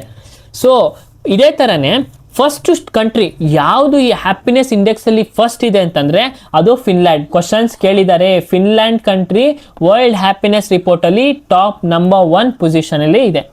ಅದಾದರೆ ಲೀಸ್ಟ್ ಹ್ಯಾಪಿ ಕಂಟ್ರಿ ಯಾವುದು? ಅಫ್ಘಾನಿಸ್ತಾನ್, ಆಮೇಲೆ ಮಾಲ್ವಾಯ್. ಈ ಒಂದು ಕಂಟ್ರಿಗಳು ಏನು ಜಾಸ್ತಿ ಟೆರರಿಸ್ಟ್ಗಳಿಂದ ಆಗಿರ್ಬೋದು, ಟೆರರಿಸ್ಟ್ ಗ್ರೂಪ್ಗಳಿಂದ ಆಗಿರ್ಬೋದು ಕೂಡಿರುತ್ತಲ್ವಾ. ಸೊ ಅಲ್ಲಾಗಿ ಯಾವಾಗಲೂ ವಾರ್ ನಡೀತಿರುತ್ತೆ, ಅಲ್ಲಿ ಜನರು ಸಂತೋಷವಾಗಿರೋಕ್ಕೇ ಕಷ್ಟ ಆಗ್ಬಿಟ್ಟಿರುತ್ತೆ. ನೆಕ್ಸ್ಟ್ ಗ್ಲೋಬಲ್ ಟೆರರಿಸ್ಟ್ ಇಂಡೆಕ್ಸ್ ಯಾವೊಂದು ಕಂಟ್ರಿಲಿ ಜಾಸ್ತಿ ಟೆರರಿಸಮ್ ಇಂದ ಅಟ್ಯಾಕ್ ಆಗಿದೆ ಮತ್ತು ಅದ್ರ ಪರಿಸ್ಥಿತಿ, ಆ ಒಂದು ಪ್ಯಾರಾಮೀಟರ್ಸ್ ಮೇಲೆ ಈ ಒಂದು ರಿಪೋರ್ಟ್ನ ಕೊಟ್ಟಿದ್ದಾರೆ. ಫಸ್ಟ್ ಕಂಟ್ರಿ ಯಾವುದು ಗ್ಲೋಬಲ್ ಟೆರರಿಸಮ್ ಇಂಡೆಕ್ಸಲ್ಲಿ? ಫಸ್ಟ್ ಕಂಟ್ರಿ ಯಾವುದು? ಪಾಕಿಸ್ತಾನ್. ಇದು 2026ನೇ ರಿಪೋರ್ಟಲ್ಲಿ. 2025 ರಿಪೋರ್ಟಲ್ಲಿ ಫಸ್ಟು ಗ್ಲೋಬಲ್ ಟೆರರಿಸಮ್ ಇಂಡೆಕ್ಸಲ್ಲಿ ಯಾವೊಂದು ಕಂಟ್ರಿ ಫಸ್ಟ್ ಇತ್ತಂದರೆ ಬುರ್ಕಿನ್ ಫ್ಯಾನ್ಸೋ ಫಸ್ಟ್ ಇತ್ತು. ಕ್ವಶನ್ಸ್ ಕೇಳಿದ್ದಾರೆ ಬುರ್ಕಿನ್ ಫ್ಯಾನ್ಸೋ ಮೇಲೆ. ಈ ವರ್ಷ ಪಾಕಿಸ್ತಾನ್ ಅಂತ ಕೇಳ್ತಾರೆ. ಓಕೆನಾ? ನಮ್ಮ ಇಂಡಿಯಾ ರ್ಯಾಂಕ್ ನೋಡಿದ್ರೆ ಎಷ್ಟು? ನಮ್ಮ ಇಂಡಿಯಾದು 13ನೇ ರ್ಯಾಂಕು. ಓಕೆನಾ? 2026ರಲ್ಲಿ ಎಷ್ಟನೇ ರ್ಯಾಂಕು? 13ನೇ ರ್ಯಾಂಕು. ಅದೇ ಥರ 2025ರಲ್ಲಿ ನಮ್ಮ ಭಾರತದ ರ್ಯಾಂಕ್ ಎಷ್ಟು ಅಂದರೆ ಗ್ಲೋಬಲ್ ಟೆರರಿಸಮ್ ಇಂಡೆಕ್ಸಲ್ಲಿ ನಮ್ಮ ರ್ಯಾಂಕು ಎಷ್ಟಿತ್ತು? 14th ರ್ಯಾಂಕ್ ಇತ್ತು. ಓಕೆನಾ? ಈ ಒಂದು ಯಾರ್ಯಾರು ಅಂದರೆ ಯಾವ ಒಂದು ಪ್ಯಾರಾಮೀಟರ್ ಯೂಸ್ ಮಾಡ್ತಾರೆ ಅಂದರೆ ಎಷ್ಟು ನಂಬರ್ ಆಫ್ ಟೆರರಿಸ್ಟ್ ಇನ್ಸಿಡೆಂಟ್ಸ್, ಟೆರರಿಸ್ಟಿಂದ ಎಷ್ಟು ಸರಿ ನಮಗೆ ಅಟ್ಯಾಕ್ ಆಗಿರುತ್ತೆ, ಎಷ್ಟು ಜನ ಸಾಯ್ತಾರೆ, ಮತ್ತು ಜನಕ್ಕೆ ಏನೇನು ಇಂಜುರಿ ಆಗುತ್ತೆ, ಆಮೇಲೆ ಪ್ರಾಪರ್ಟಿ ಏನು ಡ್ಯಾಮೇಜ್ ಆಗುತ್ತೆ, ಈ ಎಲ್ಲ ಒಂದು ಪ್ಯಾರಾಮೀಟರ್ಸ್ನ ಯೂಸ್ ಮಾಡಿ ಈ ಒಂದು ರಿಪೋರ್ಟ್ನ ತಯಾರಿಸ್ತಾರೆ. ಮತ್ತು ಈ ರಿಪೋರ್ಟ್ನ ಯಾರು ಬಿಡ್ತಾರೆ? ಈ ಒಂದು ರಿಪೋರ್ಟ್ನ ಪಬ್ಲಿಷ್ ಮಾಡೋದು ಯಾರು ಅಂದರೆ institute of economic and peace ಅನ್ನೋ ಒಂದು ಸಂಸ್ಥೆ ಈ ಒಂದು ರಿಪೋರ್ಟ್ನ ಕೊಡುತ್ತೆ. ಓಕೆನಾ? ಸೊ ನಮಗೆ ಗೊತ್ತಿರಬೇಕು ರಿಪೋರ್ಟಲ್ಲಿ ಟೆರರಿಸ್ಟ್ ನಮ್ಮ ಇಂಡಿಯಾದು ರ್ಯಾಂಕ್ ಎಷ್ಟು ಅಂತ. 13ನೇ ರ್ಯಾಂಕು. ಫಸ್ಟ್ ಯಾವುದು? ಪಾಕಿಸ್ತಾನ ಐತೆ. ಅದೇ 2025ರಲ್ಲಿ ನಮ್ಮದು 16ನೇ ರ್ಯಾಂಕು. ಫಸ್ಟ್ನೇ ರ್ಯಾಂಕ್ ಯಾವುದು? ಬುರ್ಕಿನ್ ಫ್ಯಾನ್ಸೋದು ಫಸ್ಟ್ ರ್ಯಾಂಕ್ ಆಗಿತ್ತು. ಈಗ ಕರಪ್ಷನ್ ಪರ್ಸೆಪ್ಷನ್ ಇಂಡೆಕ್ಸ್, ಈಗ ಎಷ್ಟು ಕರಪ್ಷನ್ ನಡೆಯುತ್ತೆ, ಯಾವ ಒಂದು ದೇಶದಲ್ಲಿ ಜಾಸ್ತಿ ಕರಪ್ಷನ್ ನಡೆಯುತ್ತೆ ಅಂತ. ಕಡಿಮೆ ಸ್ಕೋರ್ ಇದ್ದರೆ ಕಡಿಮೆ ಸ್ಕೋರ್ ಇದ್ದರೆ ನಾವು ಚೆನ್ನಾಗಿದ್ದೀವಿ ಅಂತ. ಓಕೆನಾ? ಕಡಿಮೆ ಸ್ಕೋರ್ ಇದ್ದರೆ ನಾವು ಜಾಸ್ತಿ ಸ್ಕೋರ್ ಇದ್ದರೆ ನಾವು ಚೆನ್ನಾಗಿದ್ದೀವಿ ಅಂತ, ಕಡಿಮೆ ಸ್ಕೋರ್ ಇದ್ದರೆ ನಾವು ಆವ್ರೇಜ್. ಓಕೆನಾ? ಈ ಒಂದು ರಿಪೋರ್ಟ್ನ ಯಾರು ಬಿಡ್ತಾರೆ ಅಂತಂದರೆ ಟ್ರಾನ್ಸ್ಪರೆನ್ಸಿ ಇಂಟರ್ನ್ಯಾಷನಲ್ ಅವರು. ಓಕೆನಾ? ಹೆಂಗೆ ನೆನ್ಪಿಟ್ಕೊಳ್ಳೋದು ನನಗೆ ನೋಡಿ, ಕರಪ್ಷನ್ ಏನಾಗಿರಬೇಕು? ಯಾವಾಗಲೂ ಕರಪ್ಷನ್ ಆಗಬಾರ್ದು. ಯಾಕಂದರೆ ಟ್ರಾನ್ಸ್ಪರೆನ್ಸಿ ಇದ್ದರೆ ಕರಪ್ಷನ್ ಆಗಲ್ಲ ಅಂತ ನೆನ್ಪಿಟ್ಕೋಬೇಕು. ಯಾವಾಗ ರಿಲೀಸ್ ಮಾಡ್ತಾರೆ? ಫೆಬ್ರವರಿ 2026 ರಿಲೀಸ್ ಮಾಡ್ತಾರೆ. ಈ ಒಂದು ಕರಪ್ಷನ್ ಪರ್ಸೆಪ್ಷನ್ ಇಂಡೆಕ್ಸಲ್ಲಿ ಮೊದಲನೇ ದೇಶ ಯಾವುದು? Top country without any corruption ಅಂತಂದರೆ ಅದು ನಮ್ಮ ಡೆನ್ಮಾರ್ಕ್. ಓಕೆನಾ? ಡೆನ್ಮಾರ್ಕು, ಫಿನ್ಲ್ಯಾಂಡು, ಸಿಂಗಾಪುರು, ಟಾಪ್ 3 ಪೊಸಿಷನ್ಸ್ ತಗೊಳುತ್ತೆ. ಬಟ್ ನಮ್ಮ ಇಂಡಿಯಾ ಪೊಸಿಷನ್ ನೋಡೋದಾದ್ರೆ 91ನೇ ರ್ಯಾಂಕ್. ನಮ್ಮ ಇಂಡಿಯಾ ಸ್ಕೋರ್ ಎಷ್ಟು 39, ನಮ್ಮ ಇಂಡಿಯಾ ಪೊಸಿಷನ್ ಎಷ್ಟು 91ನೇ ರ್ಯಾಂಕು. ಅದೇ 2025ರಲ್ಲಿ ನಮ್ಮ ಭಾರತದ ರ್ಯಾಂಕ್ ಎಷ್ಟಾಗಿತ್ತು ಅಂದರೆ 96. ಎಷ್ಟಾಗಿತ್ತು 96th ರ್ಯಾಂಕು ನಮ್ಮ ಇಂಡಿಯಾ ಇತ್ತು. ಇವಾಗ ನಾವು 5 ರ್ಯಾಂಕ್ನ ಕಡಿಮೆ ಮಾಡಿಕೊಂಡು 91st ರ್ಯಾಂಕ್ಗೆ ಬಂದಿದ್ದೀವಿ. ಮತ್ತು ನಮ್ಮ ಸ್ಕೋರ್ ಎಷ್ಟಾಗಿರುತ್ತೆ 39. ಮತ್ತು ಮೋಸ್ಟ್ ಕರಪ್ಟೆಡ್ ಕಂಟ್ರಿ ಯಾವುದು? South Sudan is the most corrupted country. Global climate risk index, ಈ ಒಂದು ಗ್ಲೋಬಲ್ ಕ್ಲೈಮೇಟ್ ರಿಸ್ಕ್ ಇಂಡೆಕ್ಸ್ 2025 ಈ ಒಂದು ಯಾವಾಗ ಸ್ಟಾರ್ಟ್ ಆಗುತ್ತೆ ಅಂದರೆ COP30. ನಾನು ನಿನ್ನೆ ವಿಡಿಯೋದಲ್ಲಿ ಹೇಳಿದೆ COP30 ಎಲ್ಲಿ ಯಾವೊಂದು ಕಂಟ್ರಿ ಹಾಸ್ಟ್ ಮಾಡುತ್ತೆ ಅಂತ ಕಮೆಂಟಲ್ಲಿ ತಿಳಿಸಿ ಯಾವ ಕಂಟ್ರಿ COP30ನ ಹಾಸ್ಟ್ ಮಾಡುತ್ತೆ. ಹಾಸ್ಟ್ ಕಂಟ್ರಿ ಯಾರು? ಓಕೆನಾ, COP30 ಎಲ್ಲಿ ನಡೀತು, ಯಾರು ಹಾಸ್ಟ್ ಮಾಡಿದ್ದು ಅದನ್ನು ಕಮೆಂಟಲ್ಲಿ ತಿಳಿಸ್ಕೊಡಿ. ಆ COP30ಲಿ ಏನಾಗುತ್ತೆ, ಒಂದು ಈ ಗ್ಲೋಬಲ್ ಕ್ಲೈಮೇಟ್ ರಿಸ್ಕ್ ಇಂಡೆಕ್ಸ್ ಅನ್ನ ಫಾರ್ಮ್ ಮಾಡ್ತಾರೆ. ಓಕೆನಾ, ಈ ಫಾರ್ಮ್ ಮಾಡಿಬಿಟ್ಟು ಯಾವ್ಯಾವ ಕಂಟ್ರಿ ಚೆನ್ನಾಗಿ ಪರ್ಫಾರ್ಮ್ ಮಾಡ್ತಿದೆ, ಇನ್ನು ಯಾವ್ಯಾವ ಕಂಟ್ರಿ ಇನ್ನೂ ಹಿಂದೆ ಉಳ್ಕೊಂಡಿದೆ, ಯಾರು ಇನ್ನೂ ಪರ್ಫಾರ್ಮ್ ಮಾಡಬೇಕು, ಆ ಒಂದು ಅನಾಲಿಸಿಸ್ನ ಇಲ್ಲಿ ಕೊಡ್ತೀವಿ. ಸೊ ಇಲ್ಲಿ ನೋಡೋದಾದ್ರೆ the countries most several hit historically include, ಈ ಒಂದು ಕ್ಲೈಮೇಟ್ ಚೇಂಜಿಂದ ಯಾವ್ಯಾವ ಕಂಟ್ರಿ ಜಾಸ್ತಿ ಸಫರ್ ಪಡುತ್ತೆ? ಡೊಮಿನಿಕಾ, ಮಯನ್ಮಾರು. ಯಾಕಂದರೆ ಅರ್ಥಕ್ವೇಕ್ ಸೈಕ್ಲೋನ್ಸ್ ಆಗಿರ್ಬೋದು, ಎಲ್ಲ ಥರದ ಈ ಒಂದು ಕಂಟ್ರೀಸ್ ಮೇಲೆ ಜಾಸ್ತಿ ಇರುತ್ತೆ. ಓಕೆನಾ, ಎನ್ವೈರನ್ಮೆಂಟಲ್ ಡಿಸಾಸ್ಟರ್ಸ್ ಅಂತ ಕರಿತೀವಲ್ಲ, ಈ ಒಂದು ಕಂಟ್ರೀಸಲ್ಲಿ ಜಾಸ್ತಿ ಇರುತ್ತೆ. ಮತ್ತು ನಮ್ಮ ಮಯನ್ಮಾರ್ಗೂ ಹ್ಯುಮ್ಯಾನಿಟೇರಿಯನ್ ಅಸಿಸ್ಟೆನ್ಸ್ ಮಾಡಿದ್ವಿ. ಮಯನ್ಮಾರ್ ಸೈಕ್ಲೋನ್ ಅಥವಾ ಅರ್ಥಕ್ವೇಕ್ ಆದಾಗ ಆ ಒಂದು ಆಪರೇಷನ್ನ ಏನಂತ ಕರಿತೀವಿ ಅದನ್ನು ಕಮೆಂಟಲ್ಲಿ ತಿಳಿಸಿ ಆ ಆಪರೇಷನ್ನ ಏನಂತ ಕರಿತೀವಿ ಅಂತ ನಾನು ಆಗಲೇ ನಿಮಗೆ ಹೇಳ್ಕೊಟ್ಟಿದ್ದೀನಿ. ಸೊ ನಮ್ಮ ಭಾರತದ ರ್ಯಾಂಕ್ ಎಷ್ಟು ಕ್ಲೈಮೇಟ್ ಚೇಂಜ್ ಇಂಡೆಕ್ಸಲ್ಲಿ? ನಮ್ಮ ಭಾರತದ ರ್ಯಾಂಕ್ ಎಷ್ಟು ಅಂತಂದರೆ 2024ರಲ್ಲಿ 15ನೇ ರ್ಯಾಂಕ್ ಇತ್ತು. ಈಗ 2025ನಲ್ಲಿ ಎಷ್ಟನೇ ರ್ಯಾಂಕು ನಾವು? 9ನೇ ರ್ಯಾಂಕ್. 9ನೇ ರ್ಯಾಂಕ್ 2025ರಲ್ಲಿ, 2024ರಲ್ಲಿ 15ನೇ ರ್ಯಾಂಕ್. ಈ ಒಂದು ರಿಪೋರ್ಟ್ ಯಾರು ರಿಲೀಸ್ ಮಾಡೋದಂದರೆ ಜರ್ಮನ್ ವಾಚ್ ಅಂತ ಕರಿತೀವಿ. German watch. 38ನೇ ಜಾಗತಿಕ ನವಿಸಾತ 38th global innovation index 2025. 38th global innovation index 2025. ಈ ಇನೋವೇಷನ್ ಅಂತ ಮಾತಾಡಿದ್ರೆ ನಮಗೆ ಗೊತ್ತಾಗುತ್ತೆ ಯಾರು ಇನೋವೇಷನ್ ಬಗ್ಗೆ ಮಾತಾಡ್ತಾರೆ ಅಂದರೆ ವಿಪೋ, ವರ್ಲ್ಡ್ ಇಂಟೆಲೆಕ್ಚುಯಲ್ ಪ್ರಾಪರ್ಟಿ ಆರ್ಗನೈಸೇಷನ್ ಅಂತ. ಈ ಥರ ನೆನ್ಪಿಟ್ಕೋಬೇಕು. ಏನು 38th ಗ್ಲೋಬಲ್ ಇನೋವೇಷನ್ ಇಂಡೆಕ್ಸ್ ಯಾರು ರಿಲೀಸ್ ಮಾಡ್ತಾರೆ? ವಿಪೋ ಅವರು ರಿಲೀಸ್ ಮಾಡ್ತಾರೆ. ನಮ್ಮ ಭಾರತದ ರ್ಯಾಂಕ್ ಎಷ್ಟು? ನಮ್ಮ ಭಾರತದ ರ್ಯಾಂಕ್ 38ನೇ ಎಡಿಷನಲ್ಲಿ ನಮ್ಮ ಭಾರತದ ರ್ಯಾಂಕು 38. ಫಸ್ಟ್ ರ್ಯಾಂಕ್ ಯಾವುದು? Switzerland is the first rank. ಮತ್ತು 7 ಪಿಲ್ಲರ್ಸ್ ಇರುತ್ತೆ. ಏನೇನು ಯೂಸ್ ಮಾಡ್ತಾರೆ ಅಂತ ಅದೇನು ಅಷ್ಟು ಇಂಪಾರ್ಟೆಂಟ್ ಆಗಲ್ಲ, ಬಟ್ ಓದ್ಬೇಕಾದ್ರೆ ಅದ್ರ ಕಡೆ ಒಂದ್ಸಲಿ ಗಮನ ಕೊಟ್ಟು ಓದಿ. 19ನೇ global peace index. Global peace index ಅಂದರೆ ನಮ್ಮ ಭಾರತ ಒಂದು ಕಂಟ್ರಿ ಎಷ್ಟು ಪೀಸ್ಫುಲ್ ಆಗಿರುತ್ತೆ ಅಂತ. ನಮ್ಮ ಭಾರತ ಎಷ್ಟನೇ ರ್ಯಾಂಕಲ್ಲಿದೆ? 115ನೇ ರ್ಯಾಂಕ್. ಆದರೆ ಮೊದಲನೇ ಕಂಟ್ರಿ ಯಾವುದು? ಮೊದಲನೇ ಸ್ಥಾನ ಯಾವುದು? ಐಸ್ಲ್ಯಾಂಡ್ದು ಮೊದಲನೇ ಸ್ಥಾನ. Global peace index India rank ಎಷ್ಟು? India rank 115. ಏನರ ಮೇಲೆ ಫೋಕಸ್ ಮಾಡುತ್ತಿದ್ದು? ಸೊಸೈಟಿ ಸೇಫ್ಟಿ, ಡೊಮೆಸ್ಟಿಕ್ ಮತ್ತು ಇಂಟರ್ನ್ಯಾಷನಲ್ ಕಾನ್ಫ್ಲಿಕ್ಟು, ಮತ್ತು ಎಷ್ಟು ಡಿಗ್ರಿ ಆಫ್ ಮಿಲಿಟರೈಸೇಷನ್ ಇದೆ ಆ ಒಂದು ಕಂಟ್ರಿಲಿ. ಆ ಒಂದು 3 ಪ್ಯಾರಾಮೀಟರ್ ಮೇಲೆ ಇದು ಫೋಕಸ್ ಮಾಡುತ್ತೆ. Emission gap report. ಈ ಒಂದು ಎಮಿಷನ್ ಗ್ಯಾಪ್ ರಿಪೋರ್ಟ್ ಯಾರು ತಯಾರಿಸೋದು? UNEP, United Nation environmental programme. ಓಕೆನಾ, ಈ United Nation environment programme headquarters ಎಲ್ಲಿರೋದು? ನೈರೋಬಿ, ಕೀನಿಯಾದಲ್ಲಿ. ಈ ಎಮಿಷನ್ ಗ್ಯಾಪ್ ರಿಪೋರ್ಟಲ್ಲಿ ಇದು ಏನು ಪ್ರೊಜೆಕ್ಟ್ ಮಾಡುತ್ತೆ ಅಂತಂದರೆ ಗ್ಲೋಬಲ್ ವಾರ್ಮಿಂಗ್ನ ಕಡಿಮೆ ಮಾಡಬೇಕು. ಓಕೆನಾ, ಗ್ಲೋಬಲ್ ವಾರ್ಮಿಂಗ್ನ ಕಡಿಮೆ ಮಾಡಬೇಕು. ಮತ್ತು ಎಷ್ಟು ಡಿಗ್ರಿ ಸೆಲ್ಸಿಯಸಲ್ಲಿ? 2.8 ಡಿಗ್ರಿ ಸೆಲ್ಸಿಯಸ್ ಐತೆ.